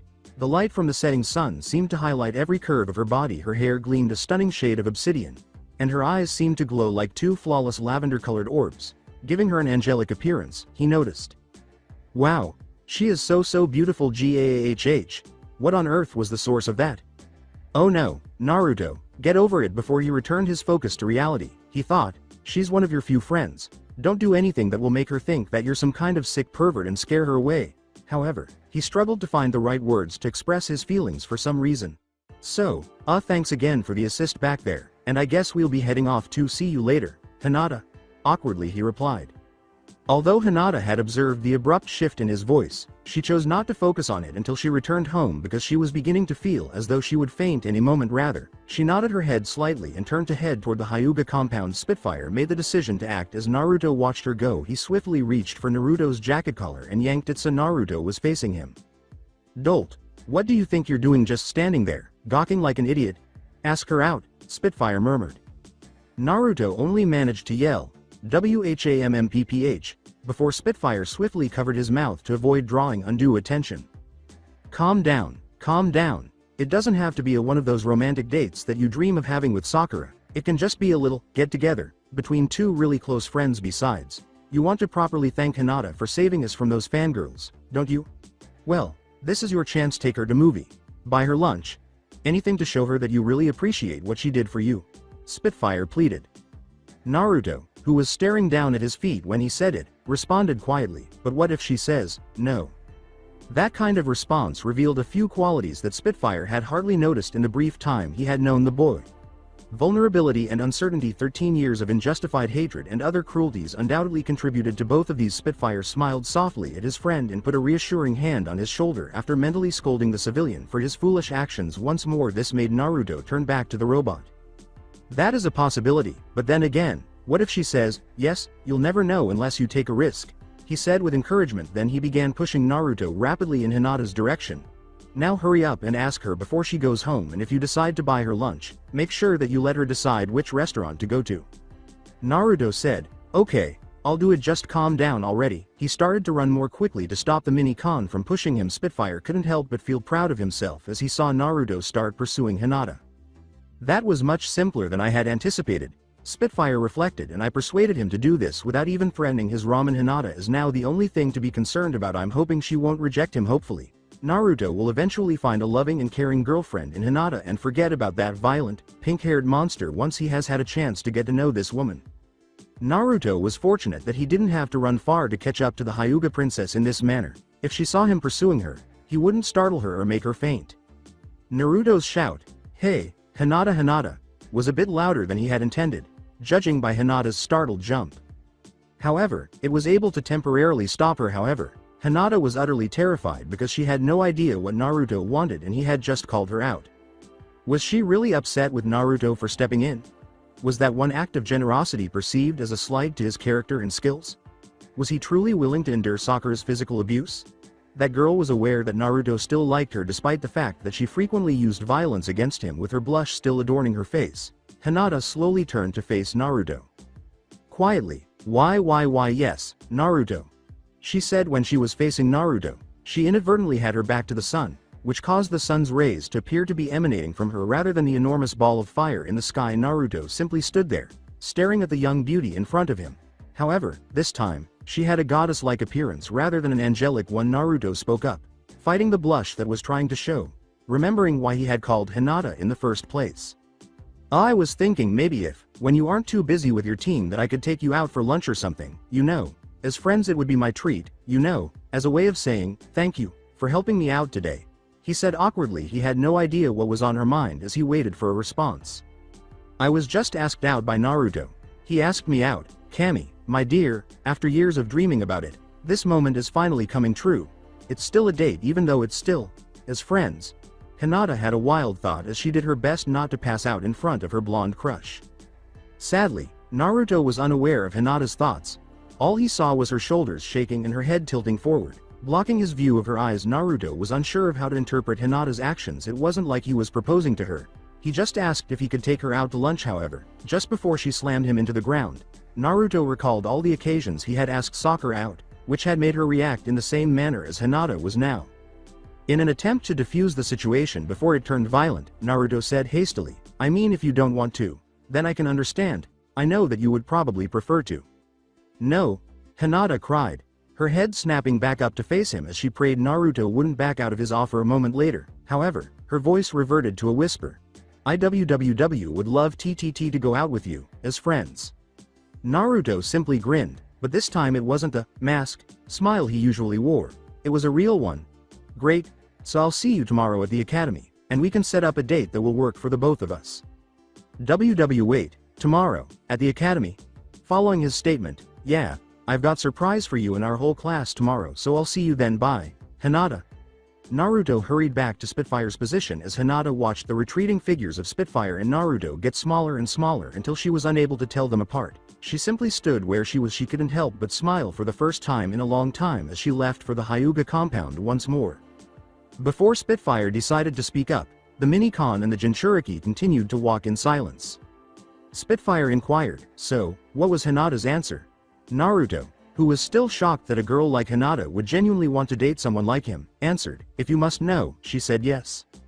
As he playfully punched Naruto's shoulder, Spitfire exclaimed, "See, that wasn't so painful, now was it?" He was mentally performing his own little victory dance, with Caramel Dansen playing in the background, but Spitfire wasn't performing that dance. "Like I said before, you'll never know how things will turn out, unless you take a risk." "Yeah, I guess you got me there." A few minutes later, Spitfire broke the ice that had once again descended between the two friends. "I just wanted to say that, Naruto, I apologize for the time that Uchiha fangirls almost killed us." To be honest, I didn't really want to punch Sasuke's teeth out. I simply lost control after listening to everything that bastard had to say about you and seeing those foolish women standing by him. I want to apologize for acting without considering the consequences, and I now realize that I actually made things worse for you, the mini-con concluded, his back to the ground as he felt embarrassed and awaited Naruto's reprimand for his hasty actions. Naruto said, "Yeah, that was reckless of you, but it was funny as hell seeing Sasuke getting punched through that fence." He then burst out laughing, which made many onlookers stare at the two at an odd angle. Spitfire couldn't help but laugh too. How much trouble will this cause, though, really? Well, given that Sasuke attempted to start a fight with a non-ninja guest and was struck unconscious by an unknown individual, I doubt that the Uchiha prodigy would be inclined to inform the council about this. You'd be shocked at what our medics can do for his broken jaw and missing teeth. A man who had broken every bone in his body was reportedly able to be healed in case the Prick's fan club tries to instigate any trouble. We also have Konahamaru as an eyewitness. That bit of information made Spitfire feel a lot better, but he was still bothered by something else. "Hey, Naruto?" "Yes. I wanted to know if before we go home if you could show me where my panel was located." When Naruto heard his friend's voice suddenly tense, he became worried and said, Sure thing, we've still got time." Monument to Hokage. When Naruto and Spitfire arrived on top of the fourth Homage's head, the sun had almost completely set. Spitfire could see the pentagonal impression made by his panel on the mountainside as Naruto led the mini-con towards the very back of the head. Spitfire approached the mark, until he was just inches from the wall, and for what seemed like an eternity, Spitfire stood in front of the mark, running his hand over the indentation as if he were looking for something concealed. Spitfire thought, "It's funny that even though I'm on a completely different world, I feel like I'm still on Decepticon territory. Or at least something similar, considering that the majority of this village practically worship Megatron's human counterpart. But at least I was lucky enough to be found by Naruto, instead of some other ninja that would have most likely used me as a weapon. I swear, even though he's a human, that boy has the closest understanding of what we mini-cons experienced from the Decepticons during the Great War." The mini-con's fist clenched as he recalled how conceited Sasuke was, and how those foolish girls treated him like a demigod who could do no wrong, which brought to mind Megatron, the merciless Decepticon leader, and his blindly loyal followers. In particular, he recalled the unforgivable slave labor that Megatron had subjected him and his old squadron when they were captured, as well as the terrible acts of cruelty that any mini-con would have to endure if they even dared to rebel against their captor. He recalled how he and his teammates were forced to watch as that tyrant decimated two of their comrades when they were caught attempting to flee. Ultimately, they wouldn't have made it out online if it weren't for the Autobots. When Spitfire felt a hand on his shoulder, he snapped out of his reverie and turned to face Naruto, his sapphire blue eyes gleaming with concern. The mini-con was so engrossed in his own memories that he had nearly forgotten that Naruto was still standing behind him. "Spitfire, are you all right?" he inquired. Spitfire simply sighed after a lengthy silence. "Yeah, I'm fine. All it did was trigger some unpleasant memories from the past when I saw the location of my panel. I apologize. I had no idea that this location would affect you in such a way. Would you like to discuss? Since I will be more than delighted to listen." No, everything will be all right, and I appreciate you showing me around the village and bringing me up here. This was exactly what I needed," Spitfire said. Even though he wasn't entirely sure Spitfire was telling the truth, Naruto made the decision to respect his friend's privacy and refrain from interfering further if the mini-con wanted to keep some aspects of his past hidden. "All right, if you say that. However, you are aware that you are welcome to contact me at any time if you would like to speak. And when I think the time is right, I'll tell you everything. Deal?" the mini-con asked as he extended his hand, which Naruto accepted and shook. "Agree. Come on, we can get to Ichiraku's for dinner before it closes if we move quickly. However, you have a lot of instant ramen in your house when you can make ramen at home. Why would you want to pay to eat it at a bar?"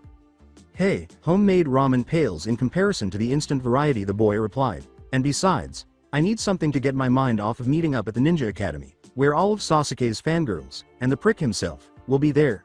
Spitfire simply shook his head at Naruto's ramen enthusiasm before running after the boy as he raced towards the pathway that led back to the village's ground level. He thought, "Naruto Uzumaki, you are really unique."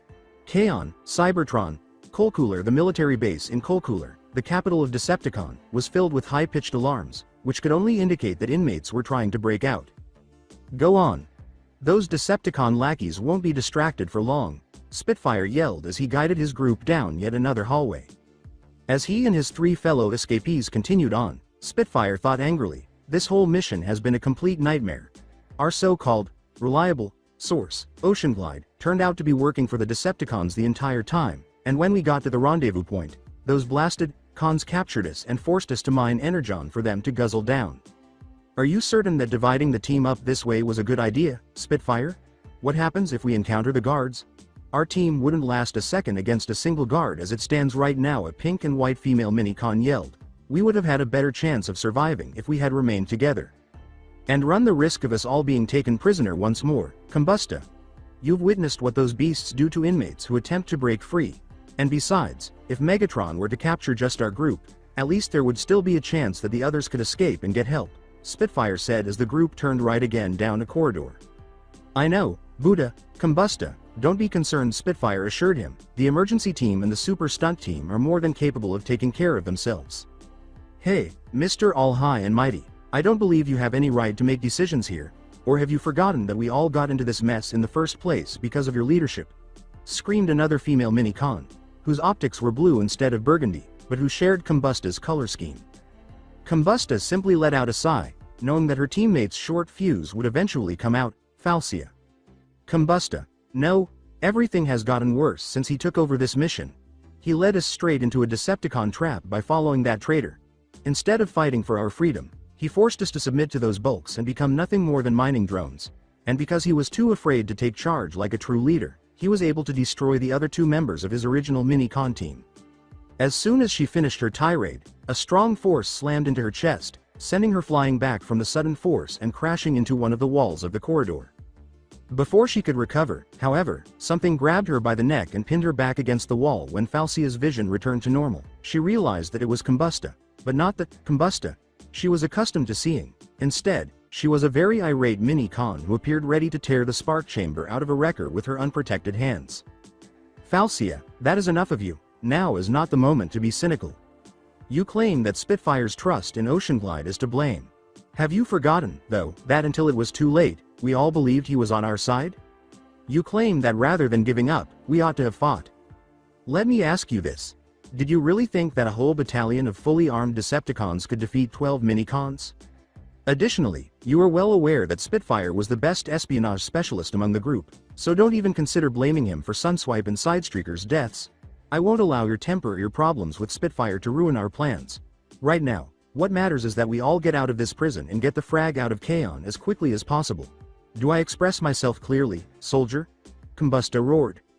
For the first time in her life, Falcia was afraid of what this new aggressive Combusta would do to her, but old habits die hard, so her deep resentment for Spitfire could not be fully restrained. Even though Falcia had always respected her leader, she was used to being able to tell Combusta anything she wanted to say and usually not expecting any negative consequences. Falcia said dryly, crystal clear, Commander. She made sure her tone remained respectful so as not to test Combusta's already declining tolerance, which Combusta could easily notice but let go of. Like, Amigod. What a dramatization. We feel as though we are in episode 12,704 of. Falcia snapped at the last member of her original team, saying, now's not time for your soap operas, twirl. The vivacious mini-con's attitude remained unwavering. But it's real. This is exactly like the climax scene, the now identified Twirl insisted.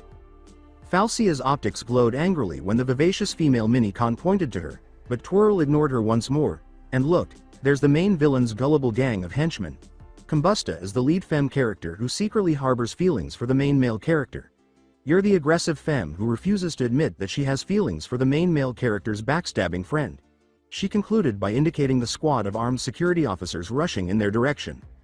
They've located us, slag. This way, everybody. As he led the female mini-cons down the hallway with the guards pursuing them, Spitfire yelled. There was a whirring sound, followed shortly after by the appearance of laser rifles in various locations along the walls on both sides. They led us into a trap. Damn it. Turn into a weapon. As the group charged toward the end of the armed corridor, Spitfire gave the order. Aye aye, Cap'n, Twirl joyfully responded as she jumped in Spitfire's direction while changing into a round, four-bladed star. Spitfire grabbed the star and hurled it as forcefully as he could in the direction of the lasers on the left wall.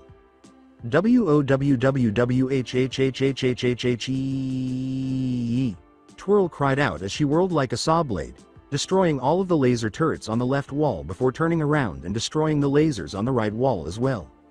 As she continued her course, Twirl ran into the front guard, causing him to crash into his fellow Decepticons before the group fell to the ground in a confused heap. Twirl simply spun back towards her teammates' waiting area, switching back to robot mode while in midair, and posed as she touched down. Kombusta. Did you notice me? Have you noticed me? I refer to that move as the Twirl Ricochet, because it took me a very long time to master with it. I'm going to win the next dance competition. Has your CPU crashed or something, Praxis Ann? Because we're still in enemy territory, in case you forgot, yelled a furious Falcia. I agree with Falcia, for once we're wasting time. Hurry up. After making numerous left and right turns and dodging traps, the motley crew of mini-cons finally spotted a potential escape route, that is, until they noticed the hatch of the exit gradually closing. Spitfire said, and with that, the escapees thundered down the now disarmed corridor. Slag! Spitfire yelled, we'll never make it on foot. He was aware that they could easily get to the hatch using their vehicle modes, but that they would be exposed to a frontal attack if they entered at full speed. Nevertheless, anything was preferable to being taken prisoner by the Decepticons and facing the punishment that would probably await them for attempting to flee. Transform and pass through that opening, everyone. Spitfire said, and be extra vigilant once you reach the outside. There's no telling what surprises the cons have waiting for us. He switched into jet mode and shot towards the hatch, followed by the 3 minifem. Spitfire also predicted that the 4 jets would quickly close the gap between them and the closing hatch, but his other prediction also came true. As soon as the 4 minicons arrived outside, they were met with the sight of hundreds of missiles aimed directly at them. Spread. The mini-cons climbed to higher altitudes, swerved left and right, and used every aeronautic trick they knew to avoid the approaching explosives. Although they were able to cause a few of the missiles to collide with each other, destroying them, there were simply too many of them. Cry Spitfire, he said, as he and Kombusta veered off to the right, while Falcia and Twirl went to the left. Before making his decision, Spitfire thought, there's probably only one maneuver that can get us out of this mess, but it hasn't been perfected yet. Then again, we don't have much of a choice here. Kombusta, Twirl, Falcia, initiate evasion pattern. Delta Omega 9, on his comm link, he called. Hey, Roger. Kombusta answered. You succeeded, Twirl said. What? Absolutely not. It can't be, Falcia said. It's an order, soldier, do it now. The missiles that followed the two parties never once faltered in their pursuit of the targets. Instead, they continued their trajectory towards each other in what would be a definitive collision in a matter of seconds. When Spitfire didn't receive a response, he and Kombusta speeded up to their maximum speed in the direction of Twirl and Falcia's position. As the two groups approached each other, it appeared as though the 4 jets were about to commit suicide. However, the 4 mini-cons blasted into the air just before they were about to crash, and the missiles were unable to keep up with the quick maneuvers, so they collided in a massive explosion of fire. Whoa! I nearly had my new paint job burned off, so it was a close call, Twirl cried out. Spitfire simply laughed. Only Twirl could be concerned about her appearance during a battle. He was about to address the team when he noticed something rapidly approaching from the corner of his eye. It was a missile that had managed to elude the explosion and was aimed directly at Kombusta. Knowing that she would never be able to avoid it in time, Spitfire veered to the left and knocked Kombusta out of the missile's line of fire, only for the missile to blow up a large portion of his right wing. He let out a painful cry, and then began to spin out of control, sending him hurtling down toward the ground. Spitfire. The 3 female mini-cons screamed as they watched in horror as their leader continued his descent. Spitfire knew exactly what was happening, but he was powerless to stop it. The sudden loss of his wing made it impossible for him to move at the speeds he was going. Despite the unbearable pain, he was able to see the Sonic assault team still in the sky and the flaming jagged edge on his right side that had been his wing. However, the only thing he could see clearly was the cold, hard ground that was getting closer and closer until finally Leaf Village, midnight, Naruto's apartment. Spitfire jolted awake, gasping, and looked around frantically before he realized he was still in Naruto's apartment's living room. He then got up from the couch and walked to a window, because seeing the stars always seemed to help him relax when he was stressed, and as he looked up at the night sky, he reflected on the nightmare he had just gone through. His acrophobia was brought on by his unwavering guilt and those terrible memories, which were as vivid as they were when he first experienced them, even though it had been stellar cycles since that failed mission. As Spitfire returned to the couch and fell back asleep, he thought, Sunswipey Sidestreaker, I'm so sorry. 6:45 a.m. in Naruto's apartment. Awaken the pit, you damned knucklehead, Naruto! Screamed the agitated minicon. However, Spitfire's efforts were in vain. As Naruto remained asleep. While this was funny to Spitfire the first time, it was quickly becoming annoying. As he walked to Naruto's mattress, Spitfire thought, Well, looks like I'll have to throw Naruto out of bed again. However, before he could flip it, he saw an extra thin strip lying tightly across the side. His curiosity got the better of him, and he pulled the covers away to discover that Naruto had strapped himself to the mattress using a piece of leather that didn't appear to have a fastener. Naruto. Slag it, cursed Spitfire. How can I wake him up now? Iruka told me about another wake-up call, but I forgot about it. What was I meant to do now? Yes, exactly. Spitfire then proceeded to the restroom, returning later with a large bowl of cold water. Walking cautiously to avoid spilling its contents, Spitfire threw the cold water with a swift motion, landing it squarely on Naruto's face. The results were instantaneous. The freezing water woke Naruto up in a spluttering frenzy, and when he calmed down, he turned to see Spitfire standing there holding a big bowl. Blarg. Why did you do that, Spitfire? Naruto demanded. Well, maybe if you didn't tie yourself to the bed, then I wouldn't have to use cold water to wake you up, responded Spitfire. Well, I wouldn't have to tie myself to the bed if you didn't always throw me out of it, replied Naruto. Well, maybe if you didn't always sleep in late, then I wouldn't have to go through such extreme measures to wake you up. Yes. Well, wait a minute, what time is it? A now frenzied Naruto asked. After noticing Naruto's perplexed expression, Spitfire clarified the situation. Oh, sorry, a megacycle is equivalent to an Earth hour. Don't worry, you have like a half megacycle before you have to meet up at the Ninja Academy. Well, that's a little reassuring to know. To the annoyance of Spitfire, Naruto took a knife and cut through his bindings, saying, "Thanks, Spitfire." Naruto then got up and got ready for the day of team assignments, and 10 minutes later, he said goodbye to his roommate and headed to the academy. Spitfire, on the other hand, just sat down on the couch and started to flip through the TV's channels. After 15 minutes, Ninja Academy. After 3 years of frustration, Naruto finally became a ninja, and he couldn't help but smile as he sat in his seat waiting to be added to his team. He only needed to put in a lot of work, rise through the ranks, and convince the village that he wasn't a reincarnated demon to become Hokage in a few years. What are you doing here, Naruto? You are aware that this meeting is for the students who passed, aren't you? A recognizable voice said. As Naruto turned to face the speaker, he realized it was Shikamaru. Naruto simply indicated the headband on his head in response to his query. What, Shikamaru, are you both lazy and blind? So why am I wearing this if I didn't pass? Naruto shot back. Alright, tell me how you passed, was the next query from the Nara. Iruka was able to discover that Mizuki had ruined my exam before it was too late in the hopes that the lazy genius would believe his half-lie. Naruto took the matter up with the Hokage, and the old man agreed to let me take a makeup test, which I passed. Naruto simply laid his head back on the desk as Shikamaru went to his usual seat, oblivious to the fact that a contented Hyuga heiress seated a few seats behind him was watching him. An ecstatic Hinata thought, and Naruto passed, I'm so glad, maybe we'll be out on the same team. However, her thoughts were cut short when she and the rest of the class heard a loud disturbance to which they had all grown accustomed, and a few moments later, Sakura Haruno and Ino Yamanaka ran to the doorway, arriving at the same time, causing them to shout, push, and shove their way through the passageway. Hey, I triumph once more, Sakura, Ino said. Sakura argued, in your dreams, Ino. My toe made it across the doorway first. I won and you know it. As the argument went on, Naruto simply stared at the pink-haired Kunoichi, and he couldn't explain why he still had a crush on her then. Abruptly, Sakura turned to face Naruto, and her face brightened instantly before she ran to where Naruto was sitting, much to Ino's annoyance with the girl approaching and a charming expression on her face.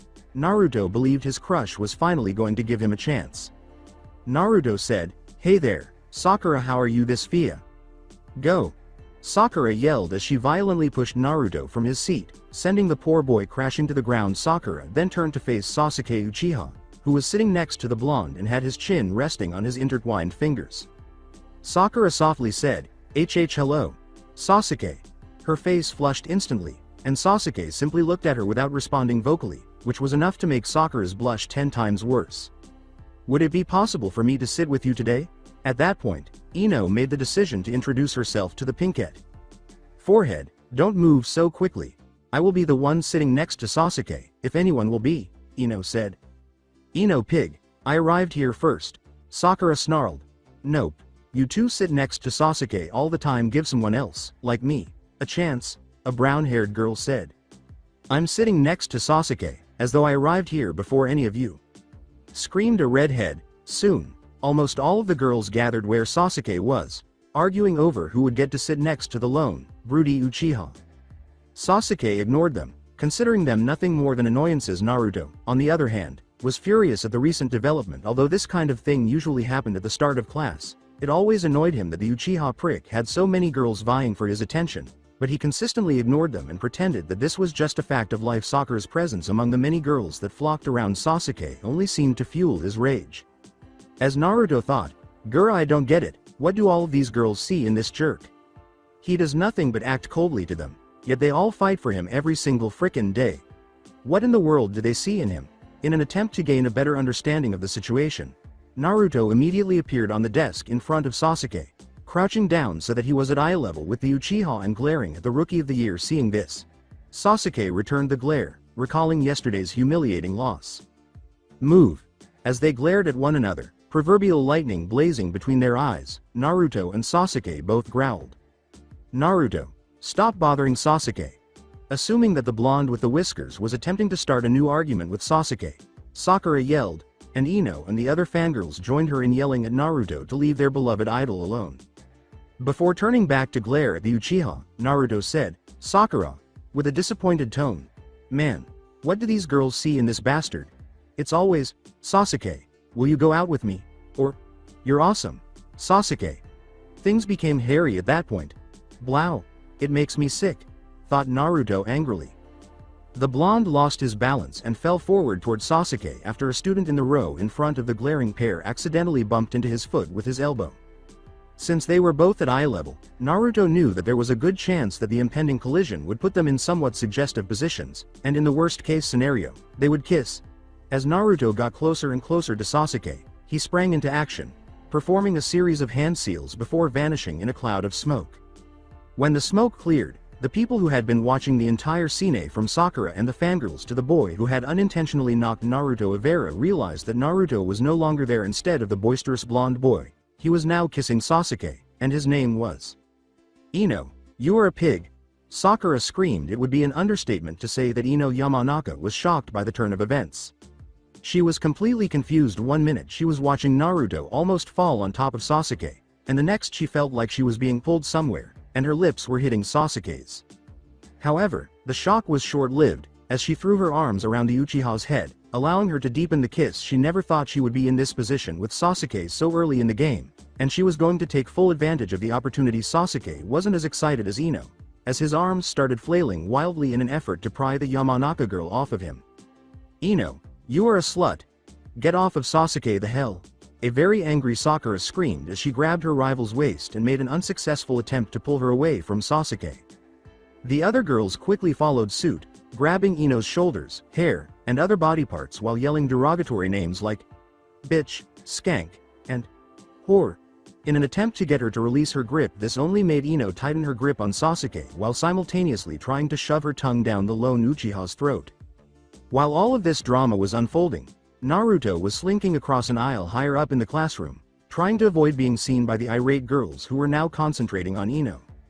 He knew that he could have replaced himself with a log, but he reasoned that one of the prick's fangirls would have been more entertaining. Fortunately, Ino was close enough for him to make the switch, or else Sakura would have been the only girl left in range, and he didn't want to inadvertently make Sakura's first kiss be with Sasuke. If he could. Besides, he had done Ino a solid favor, he reasoned, so she could now boast to everyone that she was Sasuke's first, and most likely only, kiss.